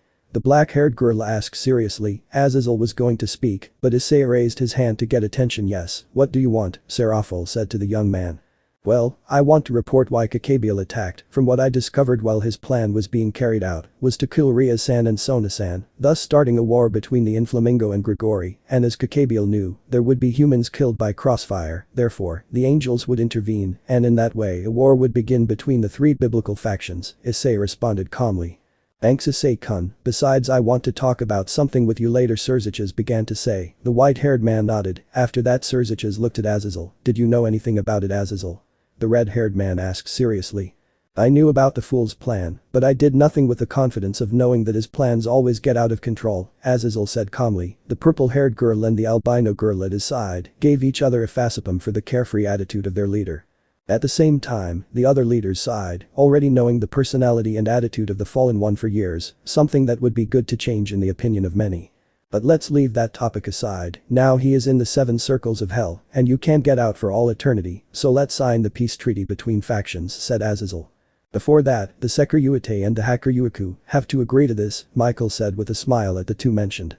They accepted the peace, Isaac said with a fake smile, looking mostly at the women from the 2 opposing sides, who saw him and got angry with him again, although they didn't show it again, except for Valeri who showed him the middle finger. After that he let out a sigh and spoke. As long as I'm allowed to fight against powerful beings, I have no problem with peace, Valeri replied, crossing his arms. In other words, that's a yes, said the purple-haired girl next to the silver-haired girl who looked at her in disbelief. The leaders all nodded at that, and several sheets of paper and a pen appeared in front of them through a spell. After that each one signed with a magical ink that consumed an insignificant shard of their magical power. After that the papers folded into a single point and then disappeared in a flash of navy blue light. Well, the alliance has already been finalized, said the blonde with a smile. That's right, Michael, Serzicha said with a smile. Come on, that quick and easy, Issei said surprised, but then Tiamat gave him a tail flick on the back of his neck. It was there that everyone noticed her and her magical presence, although contained and diminished, it was inevitable not to identify her. She was Tiamat the Dragon Queen and the most powerful Dragon King of the current 5, even reaching the level of the celestial dragons. Tiamat asked Azazel surprised. Hello Crow looks at everyone with amusement, more at the carriers of Dragon Albion. Don't look at me like that, I'm just accompanying my master, said Tiamat ruffling Issei's hair, who was annoyed by that. Your master? Asked the blonde looking at Issei. That's right, Gabriel the Seraph, this boy is my teacher, meaning that I am one of his 2 familiars, apart from being the bearer of Bombris. Tiamat said, excited and proud. I would like to know something, said Riaz, drawing everyone's attention. Why does Bombris seem so dangerous? He can only copy and adapt to situations, said Riaz seriously and with restrained annoyance.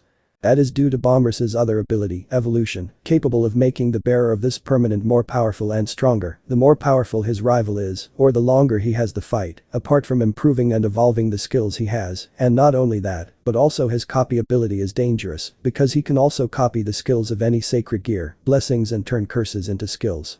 Such as Medusa's petrification, also techniques, magic or magical power, and not to mention his adaptability ability, capable of making him immune to all damage and copying and storing the attack with which he was damaged in his arsenal of techniques or skills, added to the fact that Bombras has been classified between the class of Celestial and Dragon God. For almost killing my father with great ease, and almost without a scratch, Michael answered seriously, surprising everyone in the place, except Gabriel, Tiamat and Issei, who already knew that. Speaking of that subject, said Bombras, materializing the gem of his longinus, calling everyone's attention and more that of the angels. After that he let out a sigh. I want to ask for forgiveness, and before you say something, I know that doing this does not take away the fact that I hurt the biblical God, and that he is dead, and that it is surely my fault. But I will still say it. You hear him take a breath. I want to ask for forgiveness for all my sins that I have committed, attacking your father, even if I was not conscious due to my berserker state or for other reasons. I apologize not only to you but also to all of heaven, and to the angels who fell after the death of the biblical God, and yes, I accept what happened to me.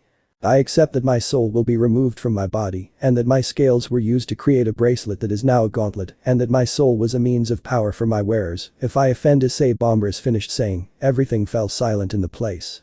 The angels were in shock and confused, just like the fallen, except for Valeri, who looked at Issei with great interest and excitement. The Grimoires, who hated him, looked at him with hatred and anger, the most obvious being Isaac and Canny, who looked at him with great jealousy, envy, anger and hatred, except for Kiba and Vritra, who, well, they were them v. Serziches and Seraphol saw this with surprise and felt out of place because of what the Black Dragon said, which the remaining people in the place also felt. The only ones who ignored this were Sunny because of her pride, and Drake, who was still in shock like Albion, because of what Michael said. 1 second, Sona began, calling everyone's attention. I know it's late, but Issei-sen should also be asked about peace. After all, he was the one who defeated Copiado, Sona said seriously.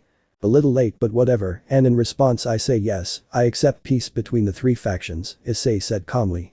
Issei saw how Azazel was about to speak, but at that very moment the entire place changed color, and the most powerful, or those with the greatest senses, felt an anomaly in reality. This is because of Gaspar's sacred gear, it most likely went out of control. Ria said, worried about her peace. Then there is no choice but to kill him, after all it could cause some other problem, Valeri said without giving it much importance. Riaz looked at her with annoyance. We won't do that, we'll just have to cut off the flow of his magic. Azazel said, standing up from his place. At that moment they began to feel several magical presences around the academy, and after that the roof and a large Mars of one of the walls were destroyed, revealing a person. The person who entered was a brown-haired woman with blue eyes and red glasses. The demonic aura she emitted was purer than that of the other demons in the place. Descendant of Mayu, Issei said seriously, drawing everyone's attention. Wow, what a smart young man. Well, that's right, boy, my name is Kateria Leviathan. She points at Seraphol with a staff that she had. I have come here for what by birthright belongs to me, said the now identified Kateria seriously to Seraphol. I don't plan on fighting you, Kateria-chan. Seraphol said seriously. What a pity, then I will have to force you, said the brunette, launching a blast of energy from her staff at Seraphol, which had created an ice shield that withstood the attack of the descendant of Leviathan. Issei took out his enhanced firearms, which were now more powerful, apart from having a blade under the double barrel of the weapon. He was about to shoot him, but several magic attacks went towards him, but the blade of his scythe got rid of the attacks. When Issei saw the bearer of the scythe he was surprised, since it was Elizabeth who saw some magicians seriously. So that's the absolute darkness materialized, Issei said looking at his friend. That's right, but this is no time for chatter. She spins her scythe and then holds it properly and gets into a combat stance. We have to take care of the minions. Let someone else take care of those who lead all this, Elizabeth said. The eye under her hair shone purple and the left one blue. Yes, I agree with you, Issei said seriously, looking in the academy courtyards at the creatures he has been killing lately. No doubt these things cling to life very much, or there are several of them, said Bombras tiredly. I think the second one, Issei said before launching into the Kuo Academy courtyard. Once there, he was followed by Elizabeth. Zenobia joined forces with Kiba, Saji and Sona, and they went somewhere else to eliminate the other enemies. Riaz, who held on to Isaac lately, went with him, and Akeno to help Gaspar. Canny went with Arena and Mito to fight in another area. And Tiamat? Asked Elizabeth, unable to see the dragon. I asked him not to fight when Kateria was attacking Serafal, but look on the bright side, Rover is here, Issei said as the puppy jumped off his shoulder. Elizabeth looked at the dog with a drop of sweat. Issei, no offense and I'm telling you this as your friend, but I think Rover, Elizabeth said, but fell silent when Rover began to grow, reaching 7 meters in height and a red light emitting from his mouth and eyes. All his fur was ruffled and his claw-like quotes sharpened and grew longer. Steam began to come out of his mouth. Elizabeth stood with her mouth open, not expecting that the familiar who looked like a simple puppy could do something like that. Sorry, but were you saying something, Eli-chan? Issei asked with a mocking smile and false innocence. No, nothing, said Elizabeth, looking away embarrassed. After that she only got angry hearing Issei's laughter. Arg, roared one of the creatures, launching itself towards the two, but Rover at high speed devoured the upper part of its body and then ate the lower part. Well, with that we begin, Issei said, launching himself against one of the creatures, making cuts with the blades of his pistols and at the same time shooting at close range, doing even more damage. Elizabeth just kept cutting them down with her scythe, killing them instantly. Every time one died, you could see that the black-haired girl was becoming more powerful, faster, agile and stronger.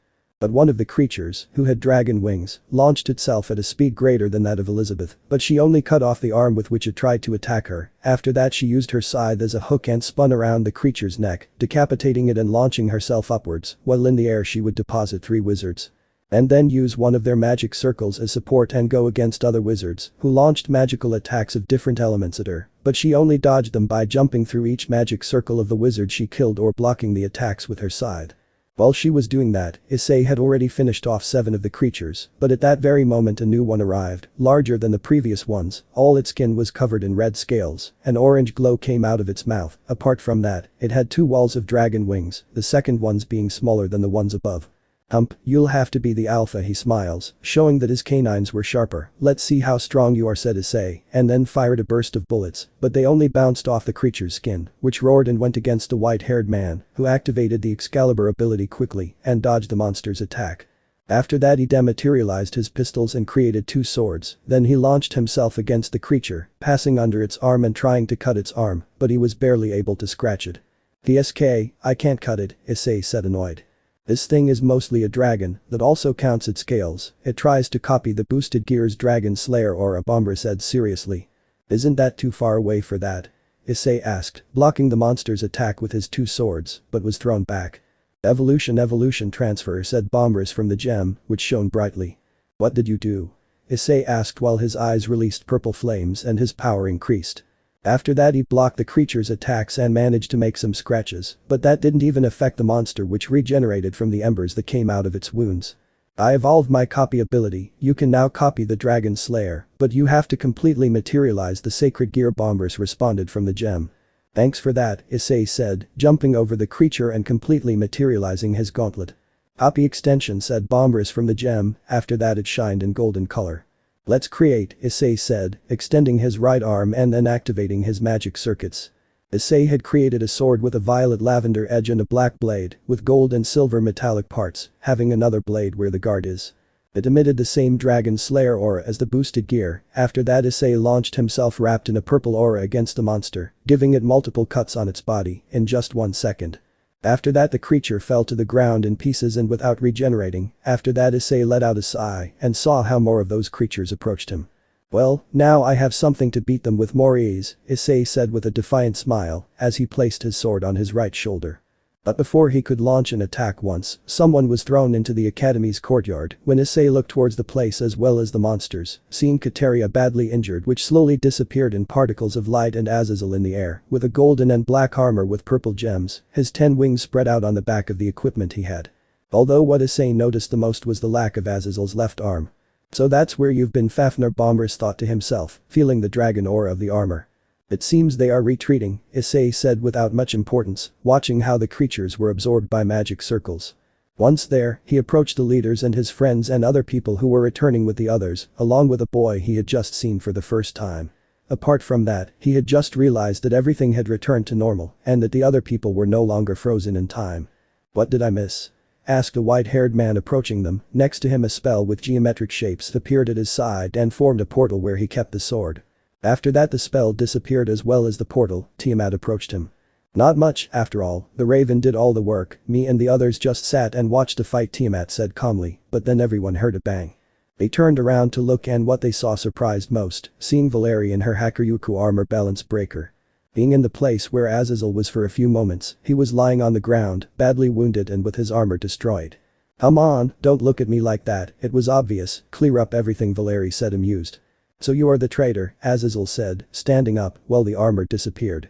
Of course, after all, if there is peace between the factions and the demons, I will be in trouble. Apart from that, I could not fight against strong subjects without causing a war on the whim of some old men, Valerie said simply.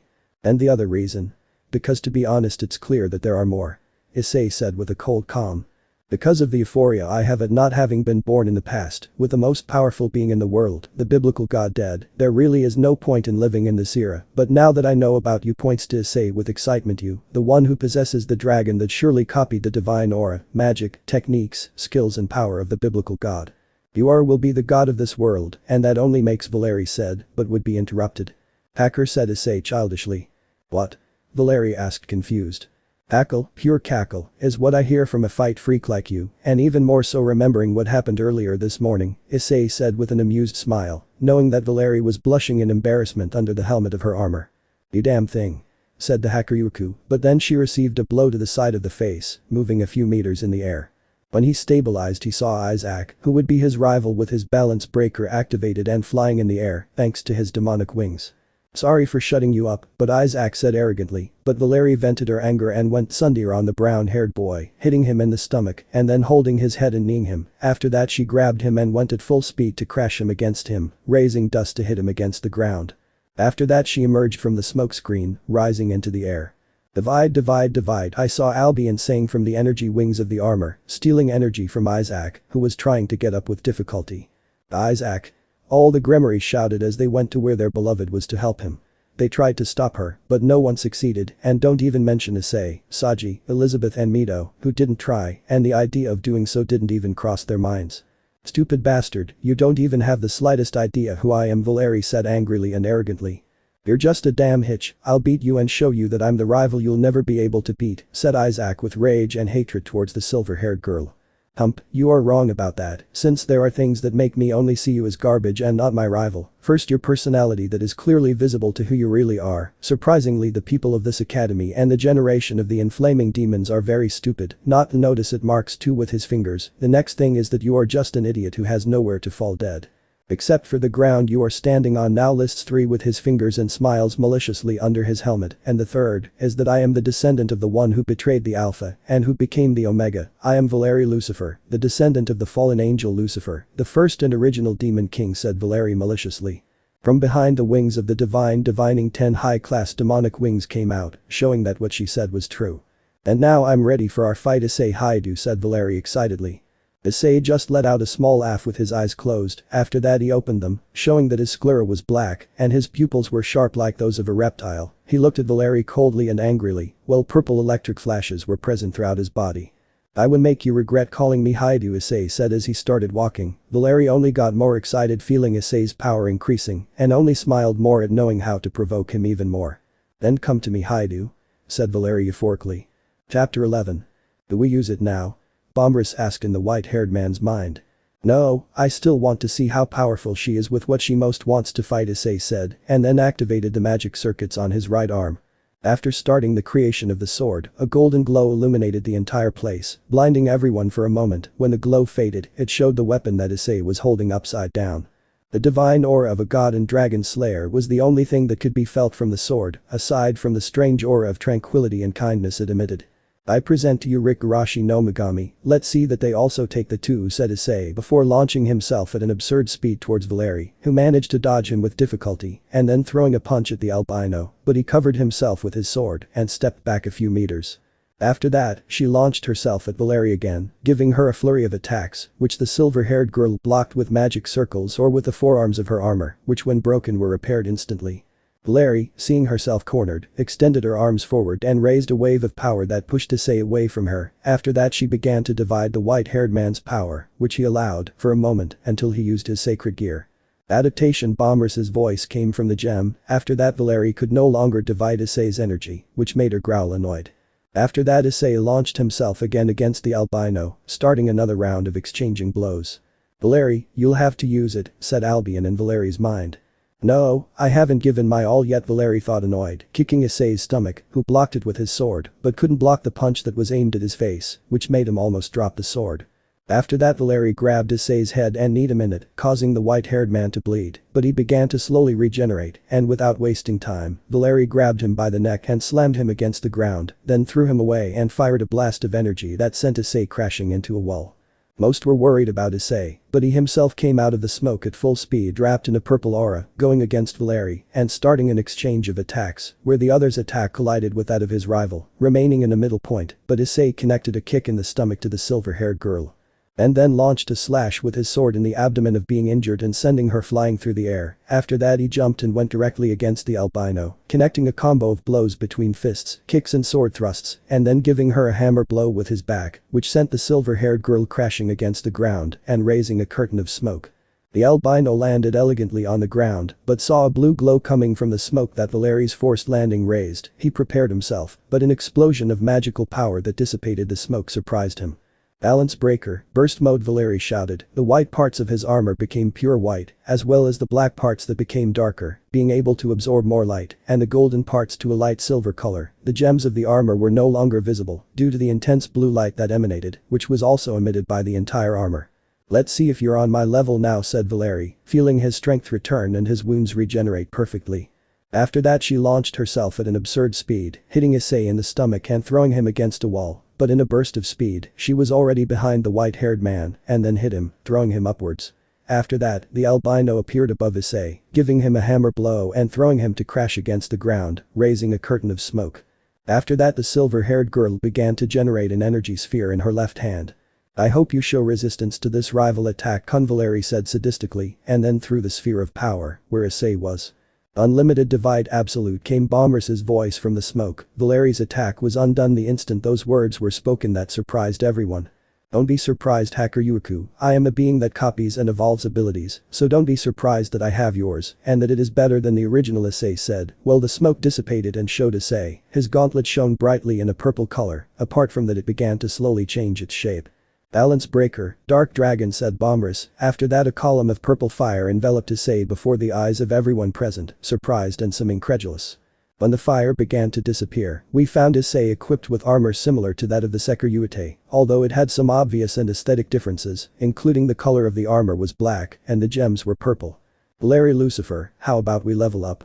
Issei asked while he put away his sword through the portal spell. Ahahaha, now we are speaking the same language, said the animated albino, the celestial aura of her merciless armor becoming more visible and slightly taking the shape of Albion's face. Two thrusters were deployed from Issei's back, which were used by Issei to go against the albino, who received him with open arms, hitting him on the side of the face, but at the same time receiving a blow to the left side of the face. After that, a propellant was generated from Issei's elbow that increased the power and speed of the right hook that he threw at the albino in the stomach. After that, he kneed her in the face, destroying Valeri's helmet. He was about to give her another hit, but a wave of power pushed him away from her, which she began to recover quickly.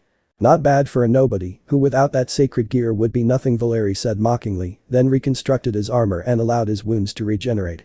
You would be a normal common person who would have probably committed suicide due to depression, but anyway, it's not like you were a big deal. Without Albion, you would be a battle addict who would have probably died shortly after, Issei said simply. Valeri was upset by what the white-haired man said, so without thinking he launched into the attack. Issei blocked her with a magic circle and then launched a magic attack from his left hand, but to his surprise, when the attack touched her silver-haired armor, it was absorbed by the same armor. Valeri took advantage of the fact that he lowered his guard and hit him in the face, launching a blast of magical energy into his abdomen, which launched him against a wall, scrutinizing him in it. Damn, I didn't expect that, Issei thought, annoyed, trying to get out of the hole in the wall. It seems that his balance breaker evolved into divine divining, Bombra said in Issei's mind. Yes, that's how I see it, Issei said, falling to his feet on the ground, but Valeri in a burst of speed was already behind him, hitting him with her forearm, throwing him to the other side of the academy courtyard. But the spectators? Don't we have to help him? Gabriel asked worriedly. Yes, but knowing him, he wouldn't want any interference of any kind, Elizabeth said worriedly. How are you not worried? The purple-haired girl asked Issei's friends. Why do we trust that? They all responded in unison. Back in the fight. Oh, how cute, did you hear them? They all trust you, Valeri said, slamming Issei on the ground. The white-haired man didn't speak and only released a wave of power that launched Valeri away from him. After that, he stood up. Evolution. Evolution. Evolution. Prabini of the chest gem of Issei's armor, its gems shone brightly in neon purple. The purple aura began to manifest around Issei's armor, the thruster plates on Issei's back separated and extended into the air, joined by black metal rods, simulating the skeleton of a dragon's wings, and from the missing part, where the skin membrane would be, purple energy began to form the membrane, forming energy wings. Issei spread them out and then launched himself at Valeri at high speed, landing a blow wrapped in Dragon Slayer aura on the albino's stomach, causing her to spit out blood. "You're right, they trust me, and for that reason and for the first time, I will seek true victory," Issei said, separating his fist from Valeri's stomach and then giving him a left hook in her face. After that he pushed her away from him with a gust of pure wind, causing her to crash and roll on the ground. After that he extended his arm, where a tiny sphere of energy fell asleep in his hand. Boost multiplied by 16 came from the chest gem. After that the energy sphere in Issei's hand multiplied its size and power. "Slayer Dragon shot," Issei said before firing the energy sphere in Valeri's direction, who stood up and extended her arms forward. "Divide, divide, divide, divide, divide, divide." Albion divided the white-haired man's attack, barely managing to do so when the attack was about to collide with its carrier. The magical energy of this one was very powerful, so she was about to release it so that Valeri would not have any mishap because of her, but the albino had something else in mind. "Don't let go, we'll give it back to you," Valeri said, excitedly standing up and repairing the armor. Albion did as he said, knowing what Valeri wanted to do. After that, the albino launched herself at Issei, throwing her right arm with her open hand towards Issei, who held her wrist with his left hand and was about to hit her with the other arm, enhanced with a thruster in the elbow, but Valeri only let out a laugh at this. Valeri's hand gave off a bluish-purple glow, then fired a blast of energy, sending Issei crashing into a wall and going through it.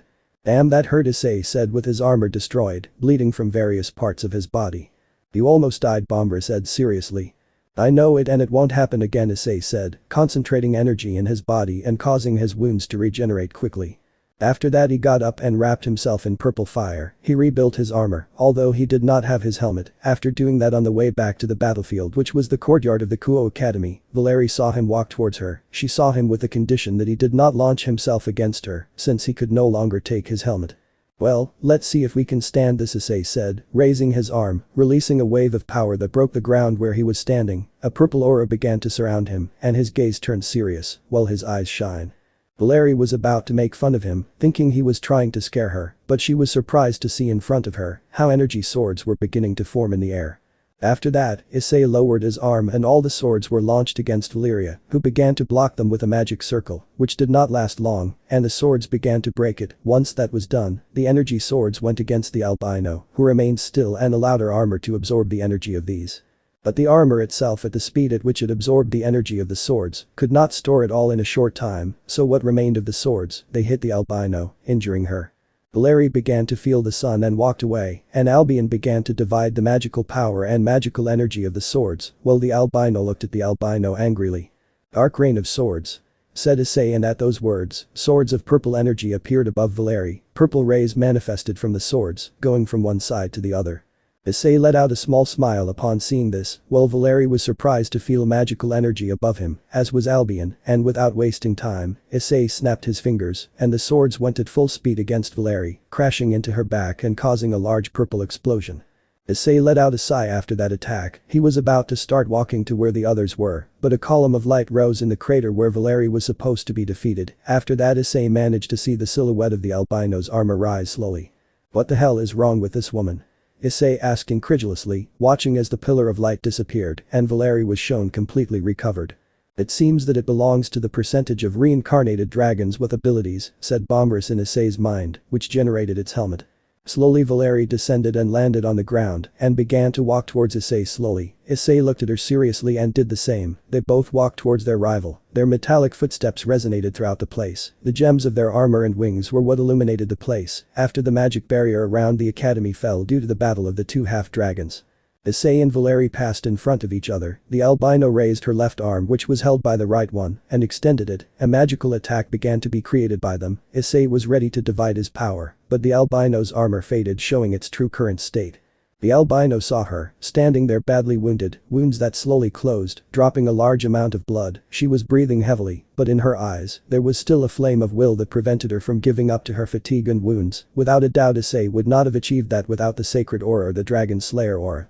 And Issei was the same case as them, although his body was already healed, creating several swords with so much power, making a divine construction, and using his balance breaker along with powerful attacks, and using his sacred gear several times, tired him almost to the extreme both physically and mentally.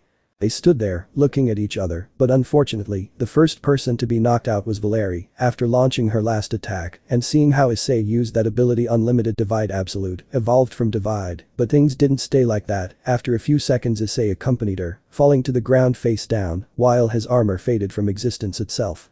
The next day. Damn, Issei complained, waking up on a hospital gurney. Issei, you're awake now, Elizabeth said, approaching him with concern. Eli holds his head. Face, what happened? Asked Issei, sitting on the stretcher. Don't you remember what happened yesterday? Elizabeth asked, confused.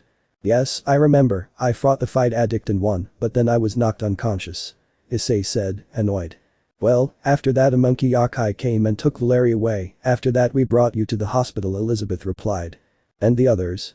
By the way, how long was I out? Issei asked, looking at his friend.